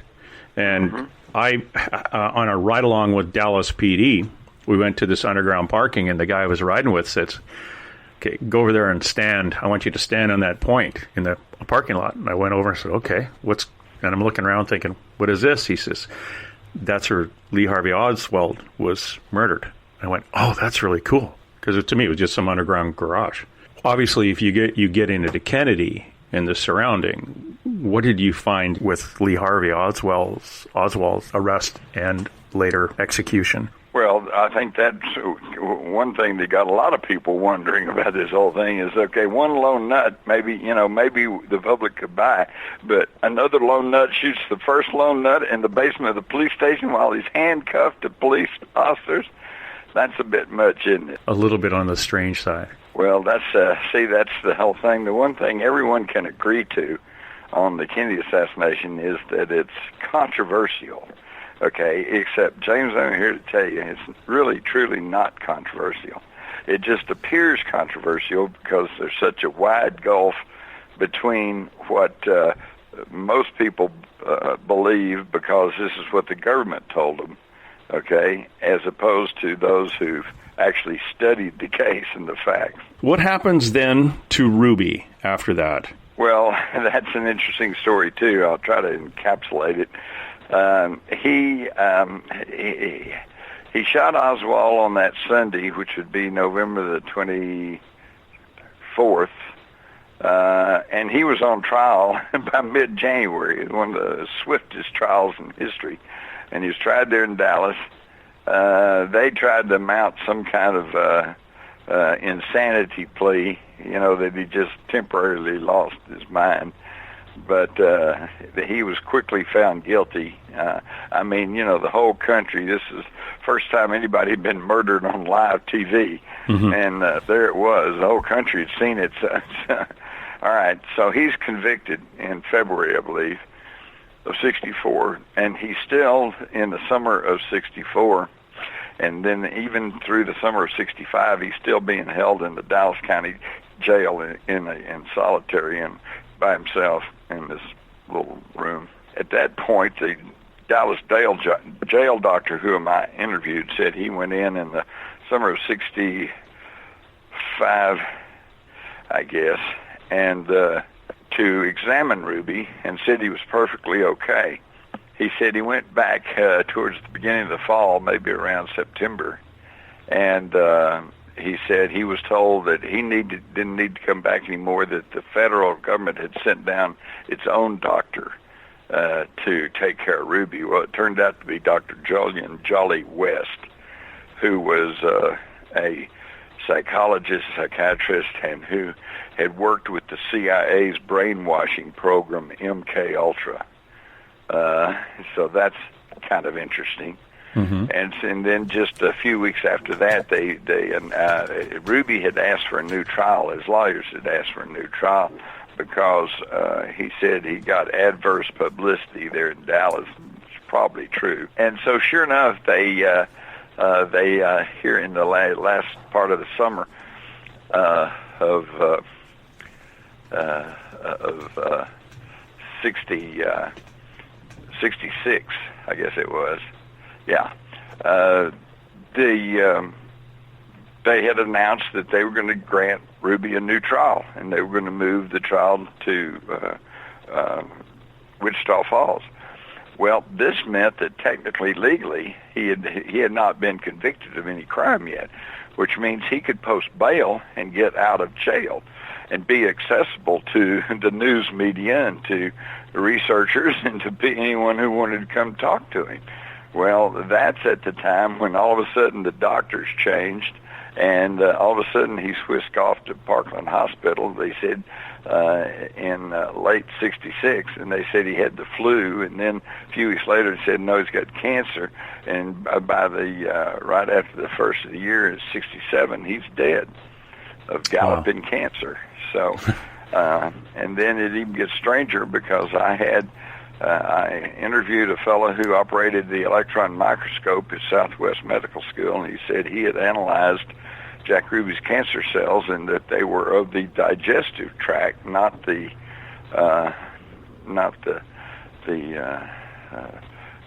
lungs. Okay, and yet they said he died of lung cancer. So there's just some strange stuff connected to the whole thing. I'll tell you, another thing I think you might find interesting is that I interviewed one of the girls that worked for him, and she said she managed to actually get in and see him there at the Dallas County Jail. And she said, Jack, I'm so sorry about your predicament here. And he said, don't worry about it. He said, they're going to tell the world that I died of cancer, but they're going to send me to South America under a new name. Now, James, I don't for a minute think that actually happened, but I think they actually told that to Ruby to keep him quiet. Yeah. They probably had a whole little plan. Okay, you do this, and we'll go through the process, and we've got you set up in a nice mansion with hot and cold running dancers.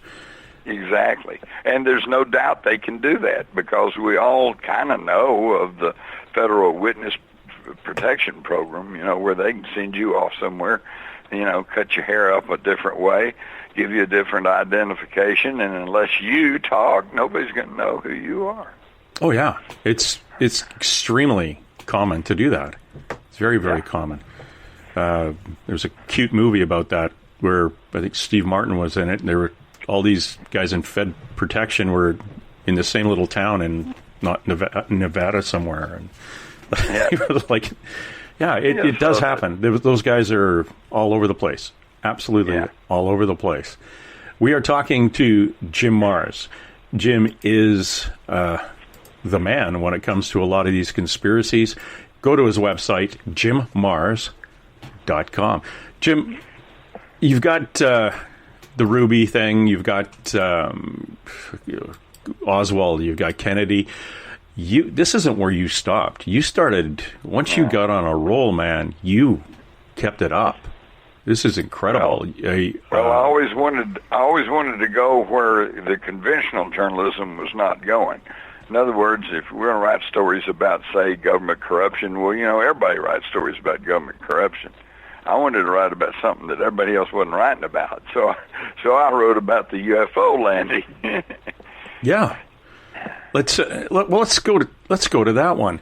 Now, when you start writing about the UFO landing, which of your many books is that? I'm trying to think of it now. You've got that would be Alien Agenda. Alien Agenda, investigating extraterrestrials.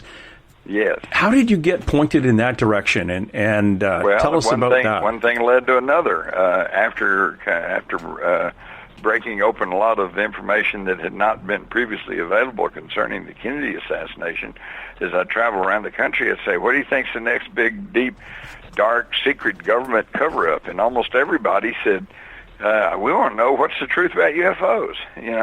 Keep in mind, this would have been back in the 80s, okay? Mm-hmm. And back then, there was still some serious argument about there's no such things as UFOs, They're just misidentified aircraft, or they're perhaps some kind of mass psychosis.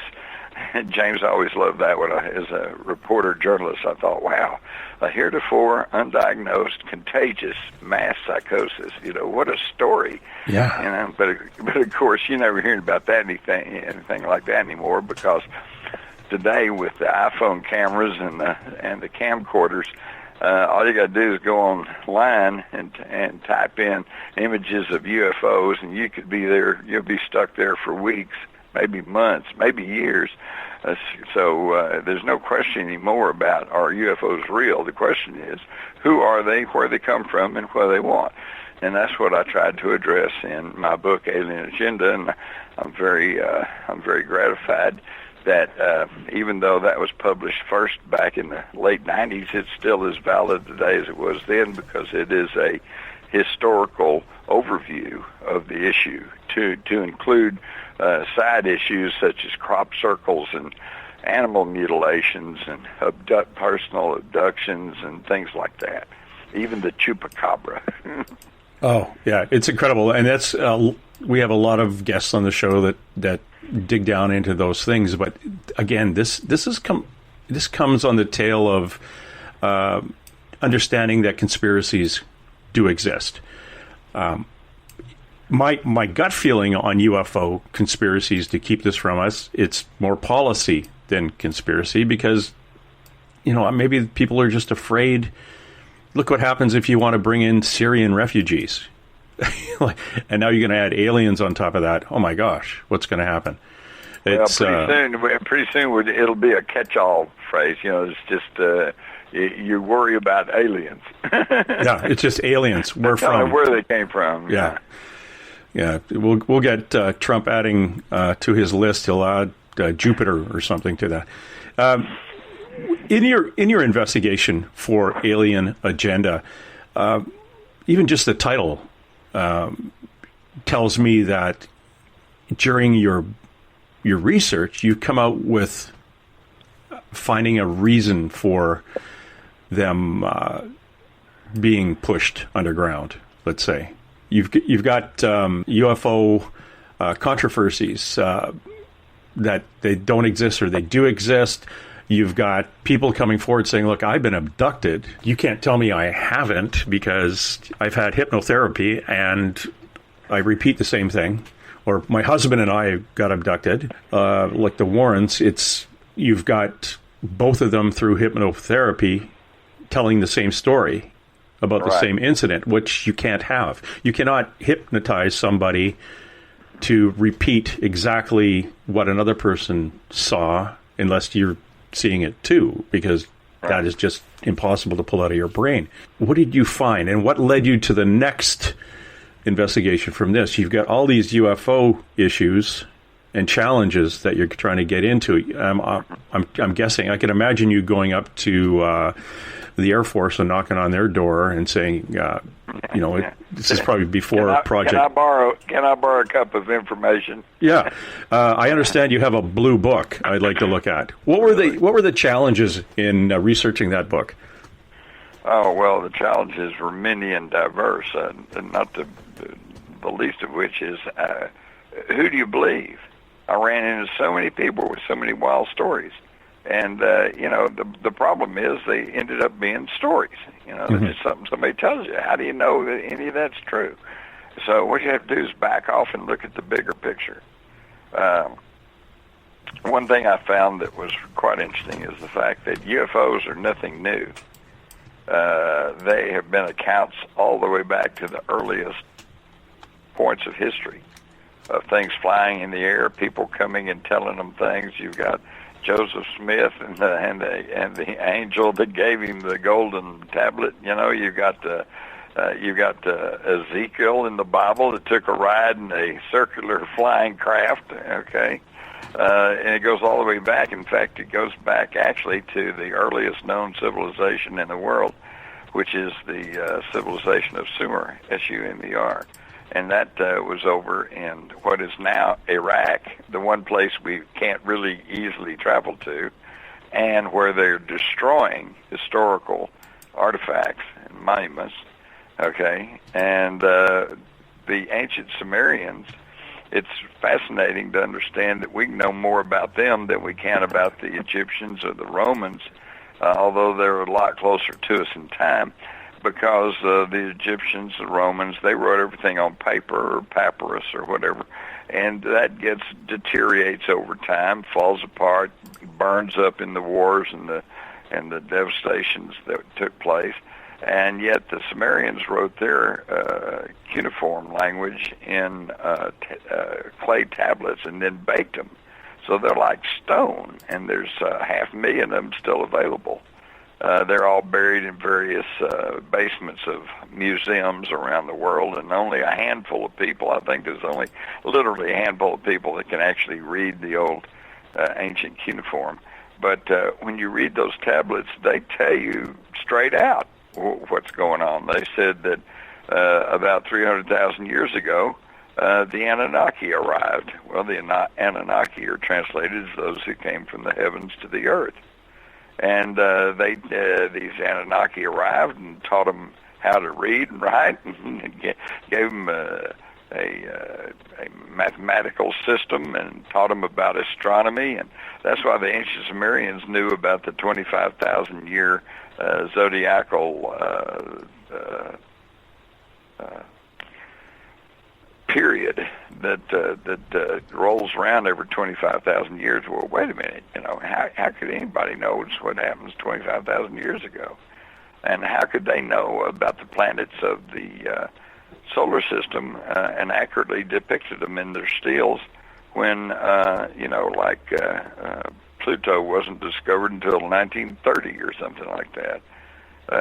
So it's just all there for anybody who wants to look at it, but of course we are being programmed not to look at that stuff. Yeah, until now. Now it's kind of coming out. Well, see, I wrote about this in my book, Alien Agenda. I had a whole chapter on the ancient astronauts and went through pretty much what I just said. And that was back in the 90s, okay? But everybody just says, oh, well, you're just a nut, write about weird stuff. But then when it comes on television as a series, The Ancient Aliens, on the History Channel, all of a sudden it's one of the hottest shows on TV, and everybody's interested in it. Because, James, there's a big difference between somebody trying to tell you about something and when you can see it for yourself, okay? When you see some of this ancient artwork that clearly depicts circular objects flying in the air, then that makes an impact on you. But if I just tell you, hey, artwork through history has always shown some sort of flying objects, that just doesn't hit you the same. We have that, prove it attitude. Yeah. Right. I've been lied to before by people, and I don't know what you're trying to get out of me, but unless I see it for myself, let's move away. It's... Yeah, exactly. Yeah. And then there's the problem of interpretation. If you and I and another fellow walking through the woods and a little diminutive green figure runs across our path, goes off in the woods, the third fellow may say, hey, I just saw an alien. And you may say, no, I just saw a demon. And I say, no, I saw a leprechaun. Okay? And there was a reality there, but our perception of it is all different based on our individual experiences and lifestyles and educations. Yeah. I say that often with the description of an angel, which may appear 2,000 years ago. If you saw a being that looked human with this round light above its head and these long kind of floating lights out to the side, if you tried to describe that to another person back then on their understanding of what is real and what a person is, they would say, okay, there's a person with possibly wings with a circle of light over their head. Yeah. And that would be an angel. And that's exactly how all that got started. In fact, actually, the word angel comes from the Greek. And when they were translating the Bible, they just used their word, which has been translated as angel. But actually the original word was simply meant messenger. Yes. So God sent a messenger, but that doesn't sound as cool as God sent an angel. Well, yeah, because we look at when someone tells me or says angel, I automatically get a picture in my head of a big, tall... The harp, the wings, yeah, sure. And it's going to be a male when now I understand these really are sexless energies that are messengers. Yeah. And they may appear as male or female. It's whatever your comfort level is. Right. Yeah. Exactly. That's fascinating. I would just love to have tagged along with you while you're looking all this stuff up. I wouldn't want to do any of the writing. When you go to look up something, you always stumble across something else. Yeah, isn't that always the way you at least you're focused. With me, I'd be off like, oh, squirrel, and I'd be gone in another direction, and I'd probably I have a pile of paper. I do that too. Yeah, at least I get sidetracked. Yeah, well, you can look at it and say, okay, this is good for this book, but now I know what I'm going to write about next, and that pile goes over there, and then that keeps going. Ufology, the people who want to debunk it, the people who now are shaking their heads, thinking, okay, this is real, and I'm not going to tell anybody about it because I don't want to get ridiculed by the debunkers, and the debunkers are always loud. Usually, the debunkers are the loudest and more just nasty than people coming out and saying, no, I did see a UFO. I have friends who've seen UFOs. Dave Scott, who does the Monday to Friday show, not only has seen UFOs, he's been on them. And here's a guy who was a reporter for 10 years. He went to school as a reporter, so he's a walking question, like you. Questions everything. And, would you think, am I going crazy? No, because the person standing beside me is seeing the same thing. Right. And that's where I'm at. I'm talking to people in my peer group now who have seen them, and it's just coming out, or state they've been abducted. Very famous people. I was shocked and amazed after my book came out, Alien Agenda, at how many very close personal friends, people I'd known maybe since grade school, and they were coming up going, oh, wow, well, listen to what happened to me. And I'd say, well, why did you tell me this? And they said, well, we didn't know you were interested in this, and we didn't want the ridicule. Mm-hmm.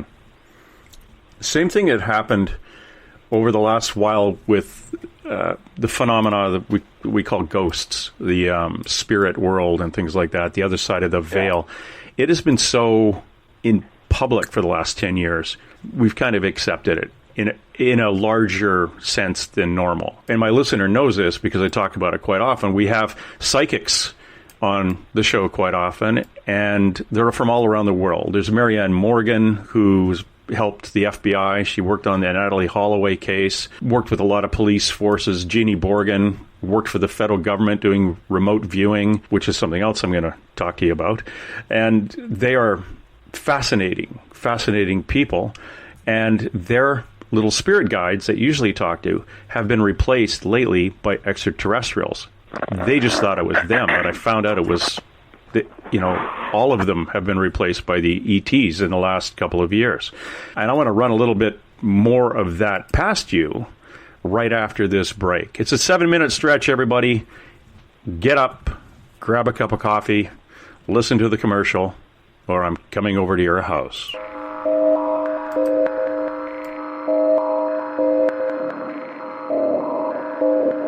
Hi there, this is Dave Scott, and I would like to invite you to listen Monday through Friday right here on Spaced Out Radio. 3 hours a night of the top stories with the top guests, ranging topics from UFOs to ETs, ghosts to Sasquatch, and everything in between. We are live every night, 9 p.m. Pacific, midnight Eastern. So come on in and take a listen at spacedoutradio.com. Spaced Out Radio will take you out of this world. Hi there, this is your psychic medium Joanna, and I would love it if you would join us every other Sunday on Spaced Out Weekend. With host James Tyson, we'll bring you personal psychic messages on 2 mediums and a large. Questions about love, life, career changes. We would love it if you would come and join us live. Call in and listen in for the experience. Allow us to open the doors to your other side. 2 mediums and a large. Heard only on Spaced Out Weekend at spacedoutradio.com. Looking for news beyond the mainstream news? Head to spacedoutradio.com and check out the SOR Spacewire. This is Spaced Out Radio's Eric Markham, news director for the SOR Spacewire. Daily, I will bring you intriguing stories and outlandish reports from what's going on around the world. UFO sightings, paranormal activity, conspiracies, alternative health, and so much more. And if you have news, email me at news@spacedoutradio.com. Attention Spaced Out Radio listeners. For only $5 a month, you can join Spaced Out Radio Space Travelers. Your membership at spacedoutradio.com will give you access to private fan area on the website, get you a monthly newsletter, draws for monthly swag, and a whole lot more. Sign up today to become a part of the Spaced Out Radio experience. From coast to coast to coast, Blacklight Uncharted is taking on the paranormal across Canada. From ghostly hauntings to the UFOs flying above in conjunction with MUFON Canada, they're closely investigating what's going on in the northern skies and checking out the apparitions that walk among us. Check out our videos right here at spacedoutradio.com. We want to know your thoughts, we want to hear your experiences, and we want you to share your stories. The answers are out there, and we intend to find them. Greetings and salutations, space travelers, from the Chronicles of the Unknown team. What is Chronicles of the Unknown? I keep hearing about this thing. It's a new paranormal reality TV show based right here in beautiful British Columbia, Canada. Follow our team as we uncover claims of activity on the Caribou Gold Rush Trail. You can also follow us here every third Monday, where 2 members of our team will be available to answer your questions. We'll give you some equipment updates and some of our experiences on the road, right here on Spaced Out Radio. For over 40 years, the Purple Energy Plates have been delivering amazing results for their many customers. Inspired by the great genius Nikola Tesla, the harmony, healing, and energetic effects of the plates have proven over and over to be beneficial and often miraculous to thousands of customers. With their money-back guarantee and the many benefits, how can you afford not to get one? Check their site for daily specials and choose from their many energy products. You won't be sorry. Visit them today at purpleplates.com for mind, body, and spirit, and expect a miracle. Patrolling the Pacific Northwest, we are always on the lookout for the strange and unassuming stories that real people are experiencing. Hi, I'm Vincent Zunza from Pacific North Weird. Me and Alexandra Sullivan have teamed to bring to you those odd stories that never seem to make it into the mainstream. Stories so weird that will leave you scratching your head wondering, is this real? It's as real as it gets with Pacific North Weird. You can watch our videos right here at spacedoutradio.com. Find yourself constantly looking up in the sky, looking for answers? Have you had extraterrestrial contact? Are you an abductee? Looking for answers to your experiences? Hi there, I'm R. Keith Andrews, Spaced Out Radio's resident ET expert. Join me live the first Friday of every month where I take questions from the Spaced Out Radio chat room and help you understand those from the far-off world. It's 2 hours of knowledge every experiencer should listen to. Hope to see you there. Hey everybody, this is Patrick Webster Small, and I'm here to bring you the Webster Phenomena every Saturday night, live at 8 p.m. Pacific, 11 p.m. Eastern. If you're looking for aliens and extraterrestrials, well, we've got them. Big and tall, short and small. You're bound to find what you're looking for. So join me on the Webster Phenomena right here on Spaced Out Radio. Hi there, this is Jolene with Reveal Reiki and Readings, and I want you to relax. Let me help you chill out and get in touch with your body, mind, and soul. In this busy world, sometimes we need to let go, and this is where I can help. Visit my website, rivuletrndr.wix.com/Rivulet R&R, or my Facebook page, Rivulet R&R, to set up an appointment for relaxation, Reiki, or readings. No matter where you are, it's time for you to make time for you. You hear footsteps in the empty room above you. A rocking chair begins rocking by itself. Don't be afraid of the things that go bump in the night. Reach for Spirit Storybox, the iPhone app the Huffington Post UK called the only ghost hunting app you will ever need. Spirit Storybox. The spirits are telling their stories. Are you listening? Every month on Spaced Out Radio, we look into the deep and dark reports of cryptids roaming around the world with me, Rob Morphy from Cryptopia.us. I would love it if you would join me and host Dave Scott as we delve into the most arcane stories and reports regarding creatures of the unknown. My job is to hunt down the details and bring the evidence forward to you. These aren't your regular Bigfoot stories I'm talking about either. You can find out more about crypto history at spacedoutradio.com. Tonight's edition of Spaced Out Weekend is brought to you by spacedoutradio.com, where you can now sign up to become a Space Traveler member. Now, for the final time tonight, here's Spaced Out Weekend's James Tyson. Welcome back, everybody. We are talking to Jim Mars, author and really good paranormal and conspiracy researcher. I want to thank everybody for listening to us on spacedoutradio.com. And if you want, please go to our website, sign up for the SOR Space Travelers Club, pay by donation via PayPal, and with that you get your name entered into the monthly prize draws for books, hats, Ferraris, whatever you'd like. Okay, let's not get carried away. Access to private interviews, access to a special section on our website, and much, much more. Like I say, it's cheaper than that half-cap foamed Ariana Grande with cinnamon that you seem to swill down every day.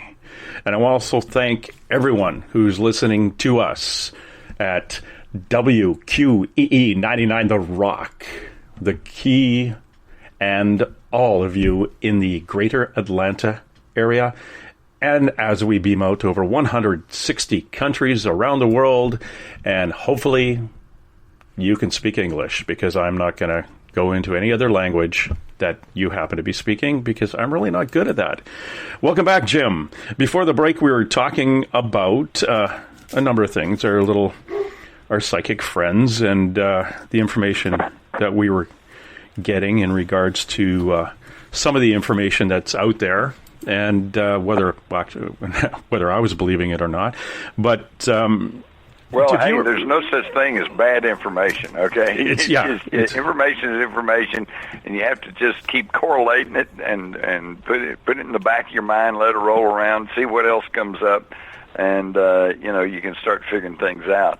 One thing I don't think we have to worry about is an alien invasion from space, and I'll tell you why. Because this comes back again to the fact that if you'll actually study the issue, you'll find that UFOs have been a part of the human experience since the earliest dawn of mankind.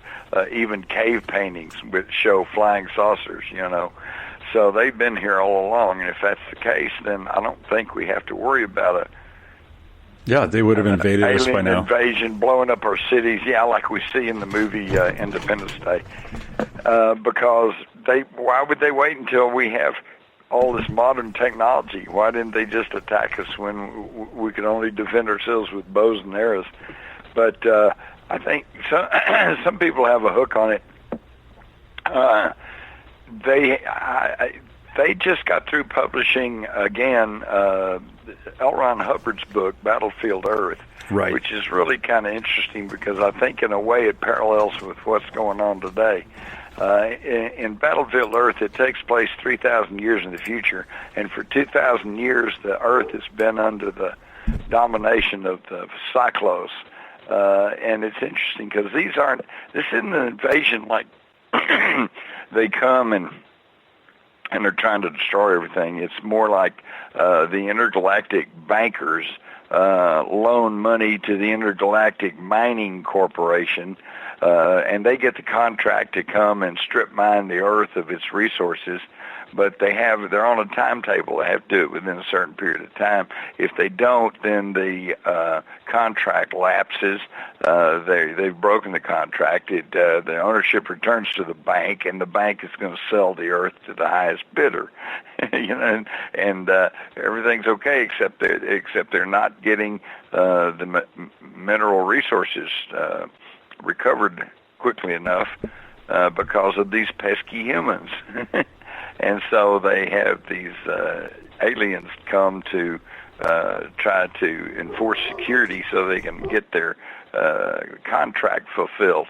In other words, even when you get to the point of an alien invasion, it's just a business deal, kind of like our no-win wars we're fighting around the world right now, right? Oh, yeah. It seems like the no-win wars are the place where you could keep a lot of employed people making arms and munitions in your country if you just have a constant place to put into these places too. Right. Of course, to do that, you have to have a constant enemy, and that's why I see the Nazis or the Japanese imperialists. That doesn't do it anymore. It's got to be terrorist. Well, what's a terrorist? Well, I don't know. It's kind of like back during the Cold War, they kept saying we got to watch out for the communists. And I was going, well, wait a minute, who's a communist? Ho Chi Minh is a communist, but he's not like Fidel Castro, who's a communist, and he's not like Mayo, who's a communist. He's not like Che Guevara, who's a communist. So, what exactly is a communist? Or it's the same thing. Yeah, like Charlie Chaplin was a communist. Yeah, exactly. Pick him out of a crowd. And so, same thing today, this thing, terrorism. Terrorism is a tactic. It's not a person, all right? Yes. So declaring a war on terrorism would be the same as after Pearl Harbor, we declared war on naval aviation. Correct. It's a tactic, Yeah. So now a terrorist, I finally figured out, is just anyone who doesn't agree with you. Pretty much. And there's a lot of those out there. Oh, yeah. Yeah, from my neighbor who doesn't like it when I leave my Christmas lights up past New Year's, to, you're right. And, here's me. I took a course in terrorism. It was because I guess you need to have the course now to get the job. But one of the things we learned there is that you're right. It is the tactic of inciting terror to prove a point or to highlight a point, whether your point is political, social, whether you're out to save animals because you don't want them skinned for fur, to I don't want you interfering with my political system, and I don't have the wherewithal to find weapons like you have, so I'm going to go to your house or go to where you live and blow up your mall. It's I haven't stuff. figured that one out, James, at all. I'm really mad, so I'm going to burn down my grocery store. Yeah. What? Oh, those. Yeah. The riots. I shake my head at those ones too. Yeah. I'm just going to break this because, well, that's what I do. And it is awkward. It is an awkward human function of ours to try to get along with everybody. At the same time, if we have a group of people who are looking at it as a money-making venture and therefore constantly needing to keep the money machine rolling, picking terrorism for an enemy is great because they're always going to be there. Oh yeah, that's what I'm saying. It's just anybody doesn't agree with you. That's the danger we run into is allowing ourselves to be brought in under just essentially a police state. As a policeman here, watching even what has happened to my country over the last 30 years, you have changes in your kit, your weapons, your body protection, your technology. It's militarized. Not as bad as some of the places where you live, where they'll buy a used, or they'll be given a used military vehicle to do with what they want. You and I know if you've got new kit, you want to use it. So exactly. Like, you can't just leave it there. James, I was blown away, even back in the days of the old Republic. I think this was back in the 70s, when I was a police reporter, the city of Fort Worth, the police department asked the city council to approve the purchase of a flamethrower. And I went up there and talked to this deputy chief. I said, "What do you need a flamethrower for?" And he says, "Well, crowd control." Luckily, cooler heads prevailed, and the city said, "No, I don't think we want to buy a flamethrower." But they were wanting one, and I don't have to tell you, James, if they had gotten one, they would have found a time to use it. They would have used it. You don't go get something if you plan never to use it. Oh yeah, there was a TV show on. I don't know if it's still on. It was a weapons manufacturer, and the whole show was about them making guns. And there was some sheriff's department in Louisiana wanted a automatic grenade launcher, like 40 millimeter grenade launcher mounted on a boat. I was like, what did they run into in this town that they need a grenade launcher on a boat to go up and down the bayou blowing up stuff on the shore? But they got one just in case they get a fast moving alligator running on its hind feet with a machine gun or something. But that's up to them, and bless them, that's probably a very safe place to live, because you're not going to get you are going to get in trouble if you do something wrong. But like you say, it's the militarization, the military state, the police state, the idea of somebody else telling us as the mass what we're doing at any given time could be wrong. And that is just the total lack and undermining our freedom. Okay. That's why I'm trying to encourage everyone to vote for me for dictator. Okay, I'll be friendly, and I'll try to help everybody. And if you don't vote for him, I'm going to be king, and you can all live in my country. Well, no, you can't. Some of you can live in my country. No. You want to come and join my army because I'm getting ready to go take over his country. Hey, see, we just started all over again. Talking about the L. Ron Hubbard book, Battlefield Earth, he notes that man is prepared for war with virtually everyone on this planet, but will never be prepared for war with aliens. He took that idea and runs with the 1,000 years of alien domination. What do you think about man surviving an alien attack as described in Battlefield Earth? Where would we go with that? Well, it depends on who, what, when, where. They did a study. The Brookings Institution did a study for the government back in the 50s when the flying saucer thing got going strong. And all they could do is go back and look at human history.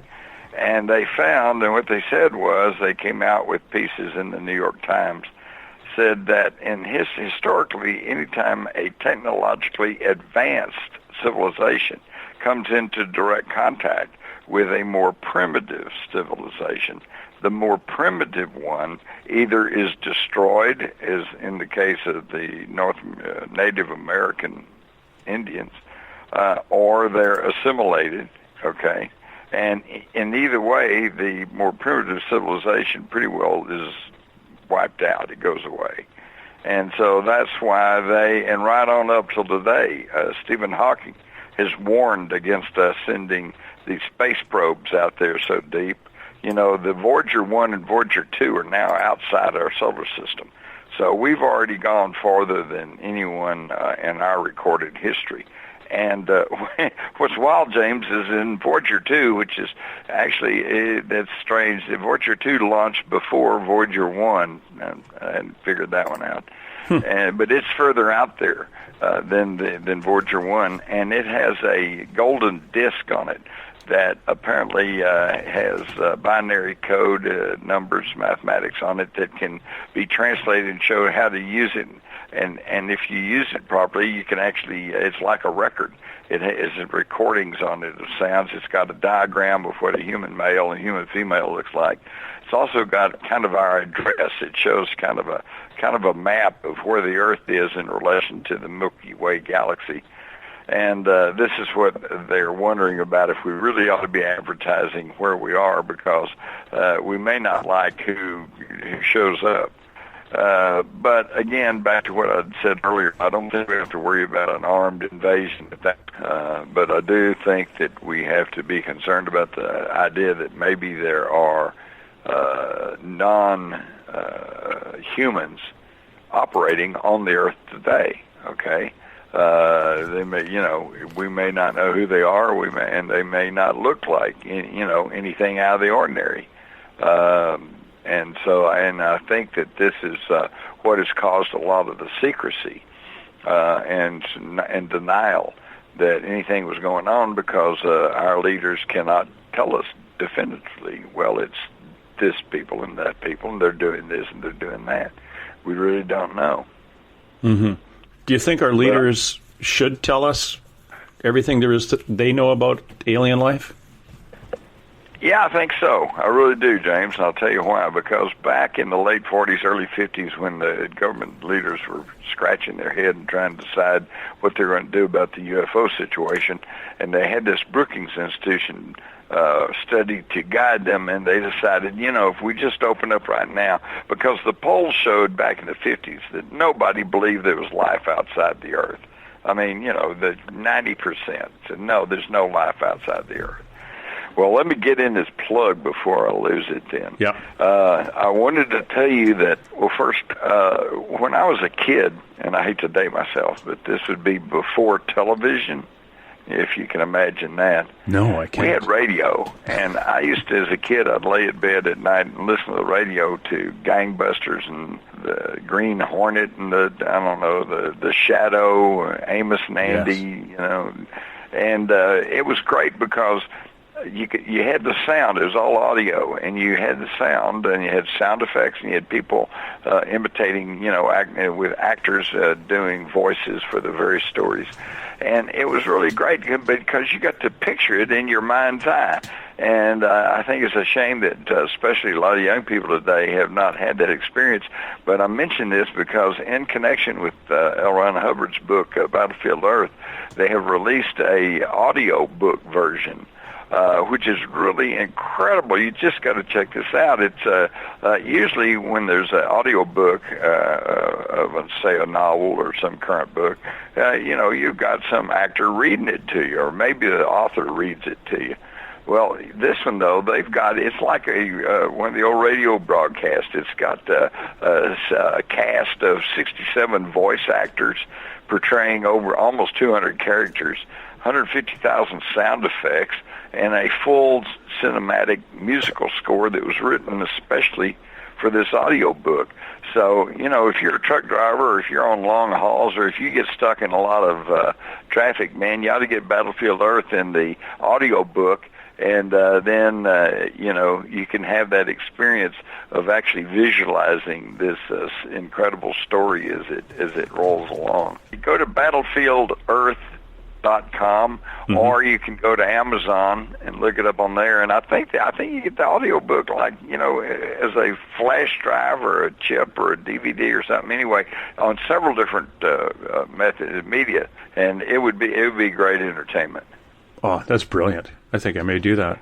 Yeah, I understand it's pushing a little over 45 hours, so... It does go on, but let me tell you something. At least in the book, when I was reading the book, just about the time I'm going, okay, I think I've had about enough of this I want, then all of a sudden he's off into something new, and it'll just pull you right along. Oh, that'll be cool. I'm going on a long motorcycle trip this year, and those are... Oh, that'd be perfect. Yeah. That would be nice. You could deal with that and read that. Or I'd have somebody else read it to me. I wish I did that with all my textbooks in school. That would have worked out much better than me having to read these things on the night before I had to write a report or something. Do you think we will, in our lifetime, and now you're not that much older than I am. Okay, maybe you are. But... do you think we're going to get disclosure? I'm older than dirt. Well, that's why you know so much about those ancient cave drawings. That's right. I was right there. Do you think we're going to get disclosure in our lifetime? I think we've already had disclosure. We just don't know it because you're not asking the right question. What you're actually asking, James, is will there come a time when the government official will get up at an official press conference with all the major media there and say, okay, we've been lying to you for about 70 years, but here's the real truth. We're not alone, blah, blah, blah. Nah, that's not going to happen, okay? Because, number one, no politician is going to want to get up and say, admit that they're part of a system that's been lying to us for 70 years. So, but if you want to know, is it real? Are they here? Listen to programs like you're listening to right now. Yeah. Spaced Out Radio. Listen to the other. There's plenty of other programs. Read non-conventional books. It's all there. The information is pretty much there for anybody, but you have to go do it. You can't just expect somebody to do it for you. You do have a interesting change in government. And when I say interesting, I think one of my psychic friends told me years ago, or a year and a half ago, that they saw, when I said, what's your government going to look like after 2017? And she said, I see burning. I see the flags at the White House burning. It doesn't mean violence. It means a complete change and overhaul of the U.S. government in a way that no one's ever seen before. And if long overdue. If that is what's going on, I used to think in government you say this is what I'm going to do when I get in, and everything's going to be fluffy and good. So vote for me. And then you get in, and then two guys a day after you get there, they bring in a book, and they're wearing white gloves, and they open this book up and say, all that stuff you wanted to do, you can't because these aliens do that, and this is the deal we made with Mars, and the Illuminati does this or whatever. And there's this book, and the world leader goes, "Oh crap! Why didn't anyone tell me this?" Well, we can't tell you everything. And then they're kind of between a rock and a hard place. You've got a president now who would look at that and say, screw it. Let's we'll put that on our website. I'm going to tweet that. Yeah, if we can break that entire book down into X amount of characters. I hope that's true. But I'll tell you what, the last president we had who tried to really go and fundamentally shake up things, and I'm talking about reducing the power of the Federal Reserve System, cutting the oil depletion allowance, cutting the tax loopholes for corporations, pulling back our troops from these 170 countries that we've got our troops stationed in. The last guy tried to do that. They got it through his head that the establishment didn't want that. That was John F. Kennedy. Yeah, he got a lot through his head. Yeah. And even you look back as far as Eisenhower, who was supreme commander of the Allied forces in World War II, his fear was the military complex growing too big. And the guy was in charge, basically, of the military complex. And that's what scared him. Not so much big, but growing out of control. Yeah, becoming a self-producing entity where if it didn't find somewhere to expend all this munition, then we couldn't build new munition and pay for it, and so it just kind of kept running.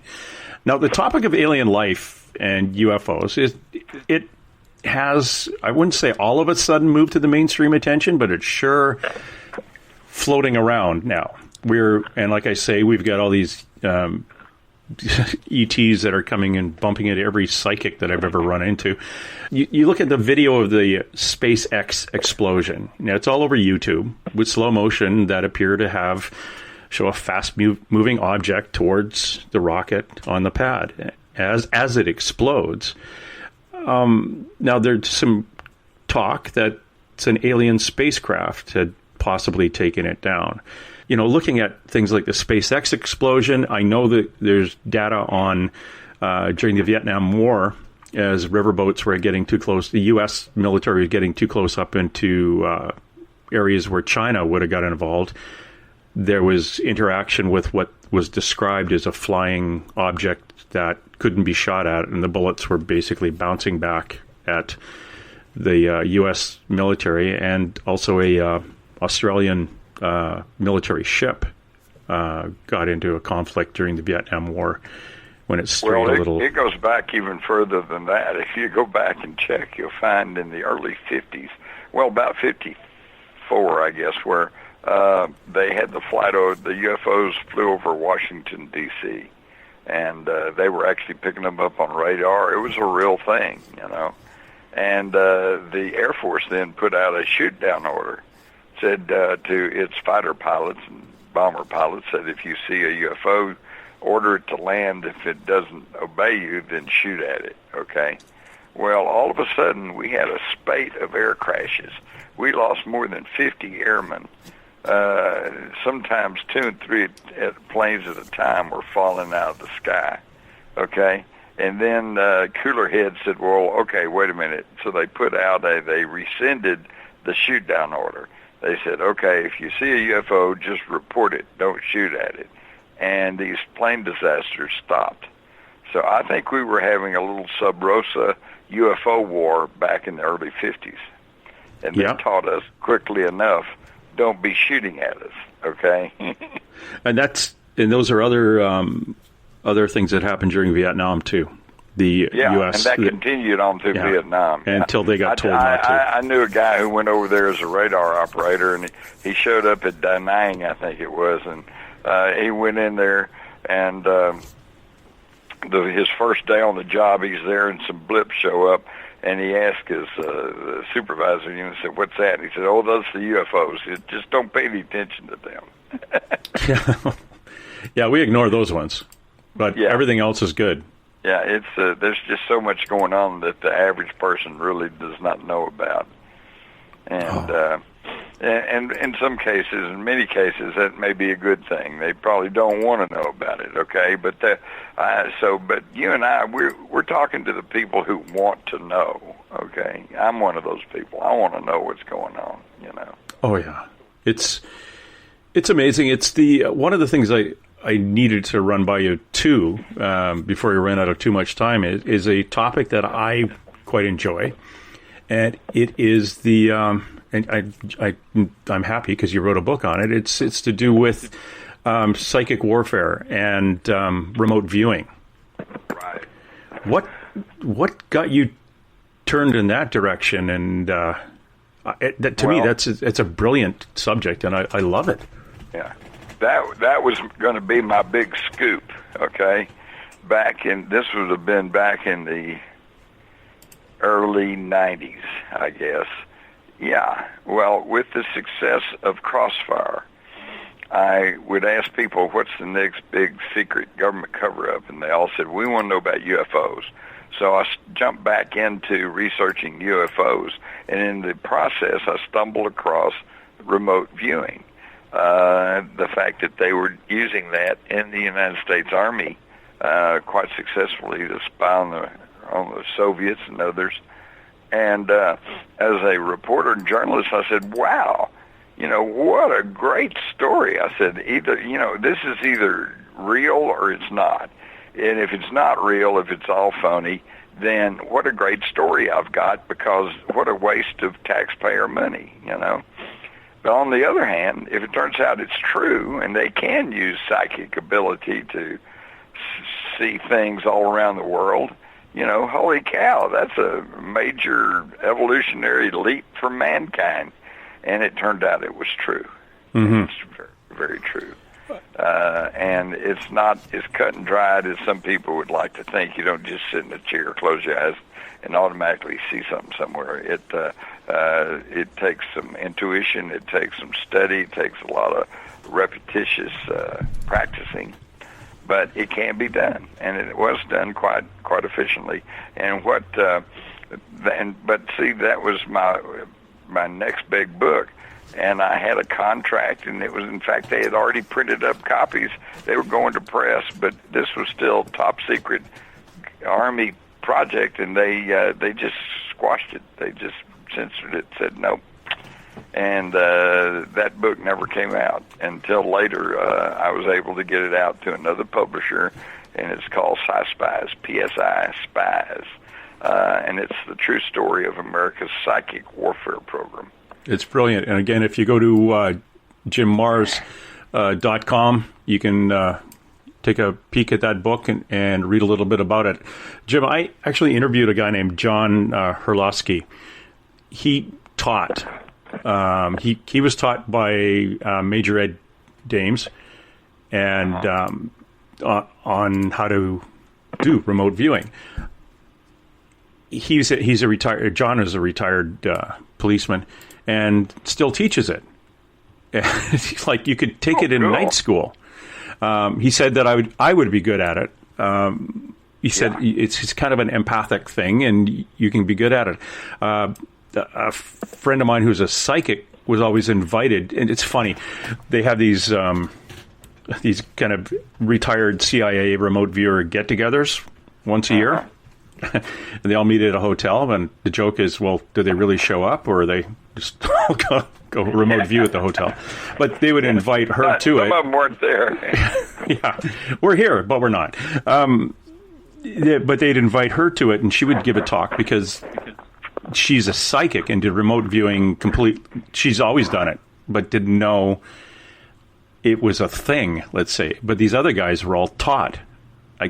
Went to school, became a remote viewer. It is complicated. Yeah. You don't say, I need you to go to 123 Main Street and go to this room. You're given just a number, and you concentrate on that number, and then you come back and describe what you saw.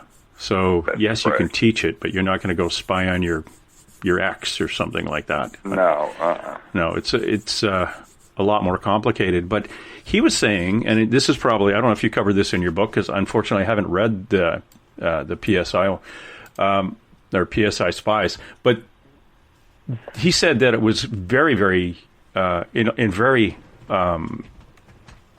was going to say a lot of use, but a lot of use by a number of not just the CIA, but the U.S. Naval Intelligence, until a person got transferred in who was in charge, who was very, very Christian, and thought that this was kind of demonic voodoo and shut everything down. And that's where Jeannie Borgen, a friend of mine who worked for the U.S. government doing this kind of thing too, as a psychic and a remote viewer, she got her walking papers because the new guy in charge said, no, this is obviously you're dipping into Satan's work. Meanwhile, India, Russia, Canada, we've all continued it. Oh, yeah. Yeah, I ran into that even while I was investigating back in the 90s, and I know there was one military officer, he said, I love his quote, he said, "I wouldn't believe in this even if you prove it to me." Yeah, it's the fear of believing something that goes against your religious belief and what the doctrine you grew up with. Yes, that's a very strong thing, very strong. Well, I think what you want to also need to understand is that the secrecy, particularly surrounding UFOs, stems from the fact that the people who actually run this country, and I'm not talking about the president, the Congress. I'm talking about the moneyed people who make the real decisions. I don't think they care if we know that there's aliens out there, but what they care about is if we know for absolute certain that there are non-humans visiting here on the Earth and that they are traveling in very highly technologically advanced craft, okay, that we don't have, well then for these people that we know then that there is alternative energy sources, medical sources, communication sources, flight sources out there that we don't have, and we might want those. And that's why should we stay chained to polluting petrochemical energy sources when we could have, clean, efficient, free energy? And that's what they don't want, because that would break up their little monopolies that creates the wealth that is the basis for their power. And that's what they're after. They want power. No.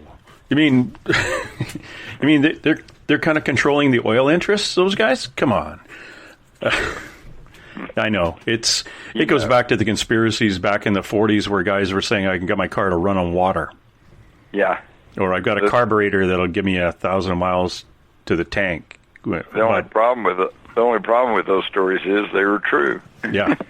There were those things, but we don't have them. No. Volkswagen got in trouble here about a year ago, and it said somehow had some faulty part, or they were somehow misusing the pollution system or something. But I think the main reason was they were trying to put the thumb squash on Volkswagen. It's because Volkswagen was selling a car in Europe that could get like about 80 miles to the gallon, and they wouldn't allow them to be sold in the United States.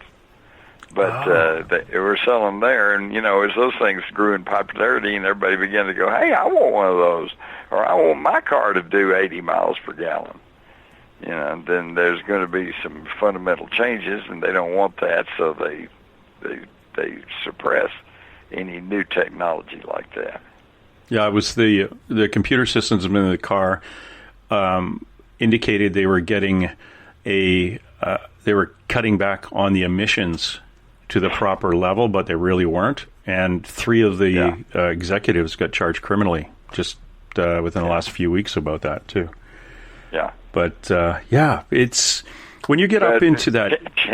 Chances are, if you checked all the other car manufacturers, probably some of them are doing the same thing. It's just, something they were able to, if you get out of line, they'll come and slap you down one way or another. It's just like when the cop stops you, you might not have been doing anything wrong, but he'll find something. If he wants you, he'll get you. Yes. We had an interesting little book on provincial laws up in Alberta, and you had a jug of your windshield washer fluid was less than half full. It was really? You can cite somebody for that? Well, I got this smart ass kid who was egging on a bunch of kids at a high school fight, and I realized, he brought a bunch of and other guys there piled in a car, and I started going through the book on him because I wanted him to leave, and he was really mouthy in front of his friends, and found out he had a license plate that could only be used if you were repairing a car, and just kept going on him. And but you're right. There's the little things that you would never ever. That law about just so the listeners don't think we're crazy up here, that is so far north that with the big logging trucks on the highways throwing up mud at certain times of year. If you do not have a full jug washer fluid, you're not going to be able to drive safe. You're going to have to pull over and basically pee on the window. I see what you're saying. Yeah. But that's why the law is there. Got to But be you able never to clean used your them. windshield wiper off. Yeah. It's you never use those laws. You usually write the guy a ticket after he's piled in the back of a truck. Go, Yeah. There you go. Next time, get that fluid level checked. The effect of all this stuff, the effect of alien presence, the effect of even thinking about alien presence, and the controversy or the friction that would occur between the money, the Wall Street types, and even the off Wall Street types, which probably hold the bigger amounts of money. Do you think that is really what's pushing the non-disclosure underground? No, like I said, there's a fundamental thing there. The whole purpose of government is, well, in the Constitution of the United States, there's only two powers given to the government, and that's to coin and regulate money and provide for the common defense. And it's provide for the common defense that gives, that is actually the basic foundation for any government. Okay, so if the government announces that there's these things flying in our atmosphere and we don't know who they are or where they're from, and we can't stop them, we can't seem to do anything to them, and when they come over our sensitive military installations and we say stop, they don't stop, they can't admit to that. How can they admit to that? Because then why are we spending all this money on defense if they can't defend us? So that's a very fundamental reason right there. So that's one thing. The military, you got the military aspect because they would look at any advanced technology as potential weapons. So they got to keep all that secret. And they can't admit that they can't defend us against this, so they got to keep that secret. And then, again, back to what I said a little bit earlier, of the fact the people who actually run the country, who have all this inordinate wealth, it's all based on their monopolies over pharmaceuticals and energy and telecommunications, etc. So, if they ever admit that these aliens are here and they have advanced technology, then they're admitting that there's alternative technology to their gas and oil and their, fiber optic systems, and that we could do better. But they don't want us to know that. They want us to just keep going the way we're going, paying our taxes, buying their products. And controlling us. Now, you've written a book, Population Control, How Corporate Owners Are Killing Us. Yeah. Yeah, that's a little bit dark, Jim. Well, it is, but it's entirely necessary because other than UFOs, psychic ability, ghost, government corruption, Kennedy assassination, these are all really great topics, and I would encourage people to look into them. But, does it actually going to affect your life? Maybe, maybe not. But my book, Population Control, you really desperately need to read this book because you need to find out what they're doing so that you can protect yourself and your loved ones. Because James has gotten past the politics or philosophies. This is a book about self-defense, okay? You better know what they're doing to you and what they're putting in your food, what they're putting in your water, what they're spraying in your air, so that you can protect yourself and your family. Yeah, and again, please go to Jim Mars's website and look at his books and Population Control, how corporate owners are killing us. This came out just a couple of years ago, so it's pretty timely. It kind of goes through now when I'm kind of looking at the book as obviously a little bit heavier than light reading on a sunny Sunday, but I'll admit that. Yeah, it links together a lot of the conglomerates that the food production, pharmaceuticals, like you say, oil, guns, and the media itself, and how it uses the network of these conglomerates to actually inflict a population. Well, let's say inflict death on people all over the world. How easy was that to start snooping around into as the gumshoe you are? Where did you first start in that? Well, it wasn't easy because the people who run these giant corporations, they don't want you to know this stuff. Okay, in fact, they go to great lengths and spend millions of dollars to keep you confused and off balance so that you don't understand what's going on. So it's really not that easy. But the tool that has actually come to the fore and has opened up whole new vistas for us is the Internet. Or you get on the Internet, type in something, and you can go and find something on anybody and anything. It's just there.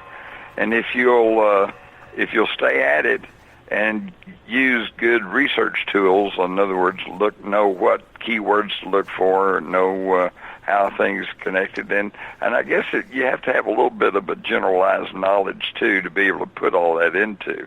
That's one of the problems we have probably in both our countries today. Is the fact that everybody gets so specialized. You know, the lawyers know lawyering, and bankers know banking, and the grocery store owner knows groceries. But we don't have any generalists anymore. People who have a smattering and know a little bit about a lot of things, and can connect the dots and find out where our society is and where it's going. In your research for the population control, your book, The Population Control, could you give us, the listener, a little bit of an idea what you discovered, and just give us a tidbit of where you think we should be looking, and one of the main things that we as the public should be paying attention to? Well, there's so many things, and that's the thing too, is they're hitting us from all sides. Right now in the United States, about 70% of the water supply, particularly in the big cities, is being laced with sodium fluoride, which in the 20s was sold as a rat poison. Why would we be putting poison in our water supply? That you have to read my book and find out the history of how that the waste product of the aluminum manufacturing industry was sodium fluoride, as was it a waste product from the manufacture of atomic weapons. And it was really bad poison, and they didn't know what to do with it. And the international conventions prevents them from dumping it in the ocean, which means you can't dump it in the rivers.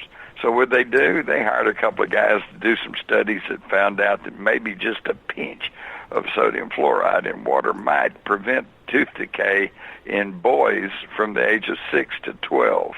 Okay, but not younger. If it's younger, they say call the Centers for Disease Control if your child under 6 years old swallows some fluoridated toothpaste. It says right there on the package. It's called the Disease Control Poison Center. You know, so it's poison. We're putting poison in our water supply, and that's just the water supply. Now they're dumping chemicals on us from the air all the time.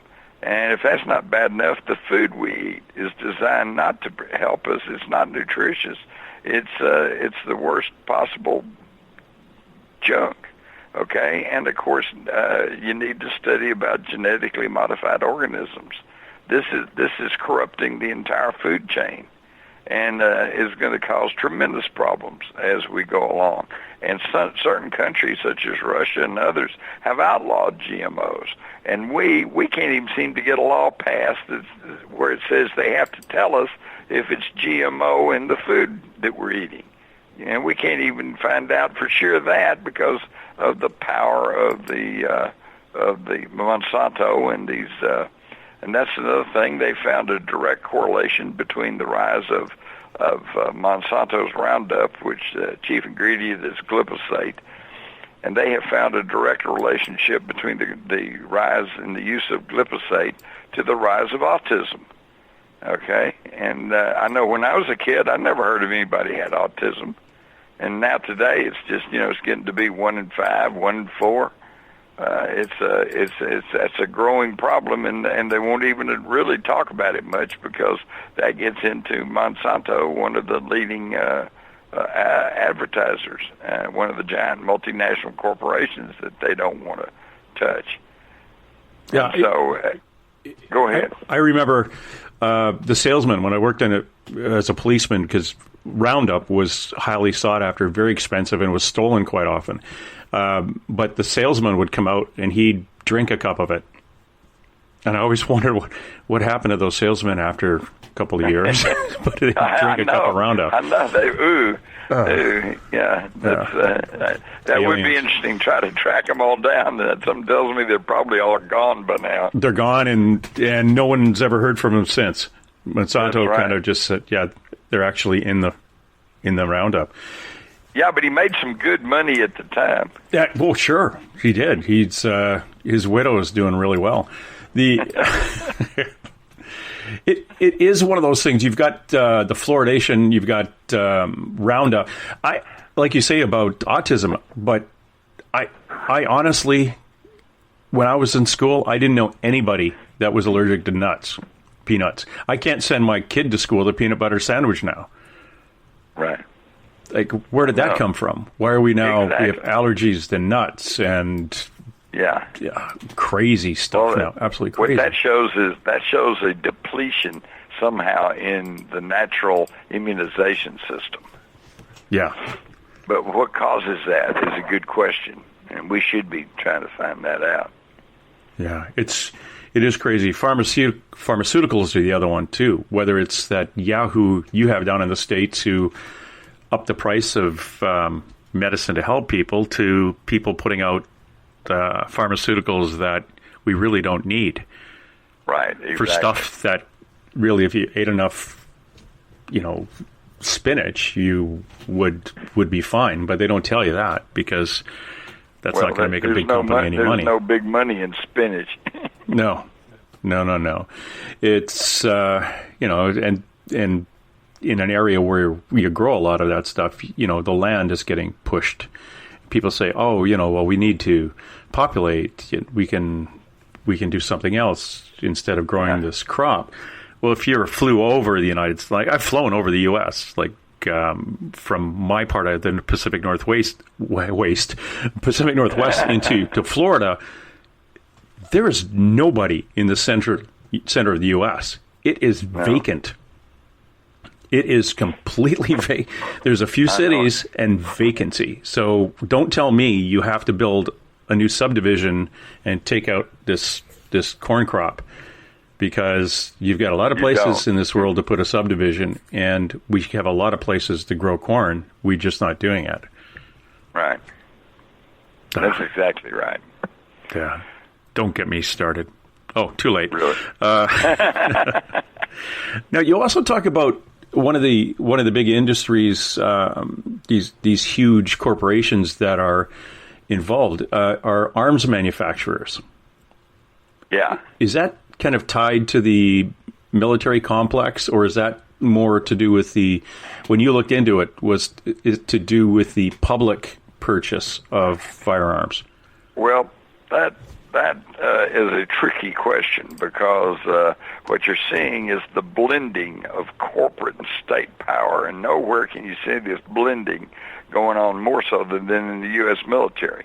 Now, you got the U.S. military. We're training guys to go fight as soldiers, and then we're sending them over to all these various places. I say guys, gals too now. Mm-hmm. And, and they're making, $30,000 a year maybe, okay?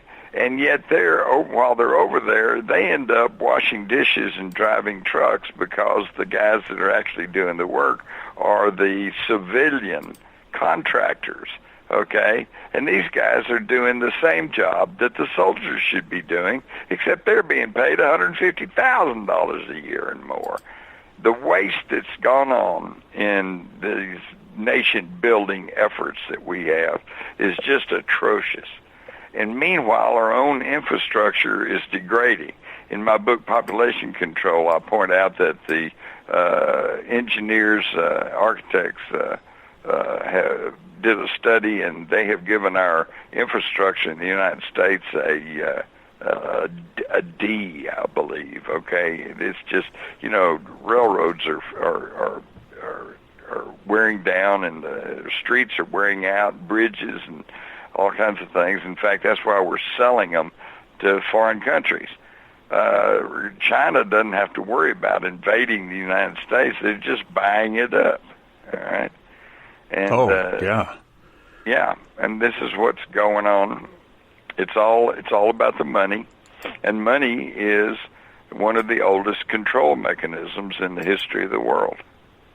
Yes, yeah. Well, I got to tell you, Jim, it's been a pleasure, and I resonate with that last part because I paid $220,000 for my house in 1998, and I got offered $1.2 million by a conglomerate out of Shanghai, China. So, and they want to build townhouses down here, and it's incredible. And I'm with you. They don't have to. They found it easier to invade, or not to invade. Don't lose any life. It's a lot cheaper just to buy up real estate. And we have real estate from all over this side of the Pacific Northwest here, actually. Farms, ranches, all bought by overseas. And we also see it, too, is that a lot of them are just wealthy corporations over there, terrified that the government of China will do what they did in 1947, just go in and take money out of the banks because they're hurting for money. Well, that might be the excuse on paper, but we'll see. We're going to see how that goes. Again, you got to keep your eye on that. Well, listen, this has been an exciting period. Thank you for the time. Oh, you're very welcome anytime. And I know by looking at a few of your books here, good Lord, Occult and our Occulted History does a global elite. They have control the agenda of ancient aliens. You've got tons of the $1 trillion conspiracy, the secrets of the gods, the rise of the Fourth Reich, Above Top Secret. These are all books that you can get. Just go to jimmars.com, look at what he's working on, check out some other things. Hey, do you have a book in the works right now, Jim? Yes, I do. It'll be out probably May or June, and I won't go into it, but the title is Shadow of the Illuminati. Oh, well, guess who's going to have to come back on my show after that one's out? That's true. That's true. A good one. A lot to talk about there. Well, thank you, Jim Mars. Okay, well, thank you so much, and we'll do this again real soon. All righty, sir. And I want to thank everybody. Thank you. I want to thank everybody out there. Thank you, James. And you have a good time in Texas while I have an okay time in British Columbia. And for my listener out there, remember, I want everybody to keep an open mind. This is our last goodbye. Young hearts will stop. Torn souls set free. All that we have is now. If this is what you want, then come to me.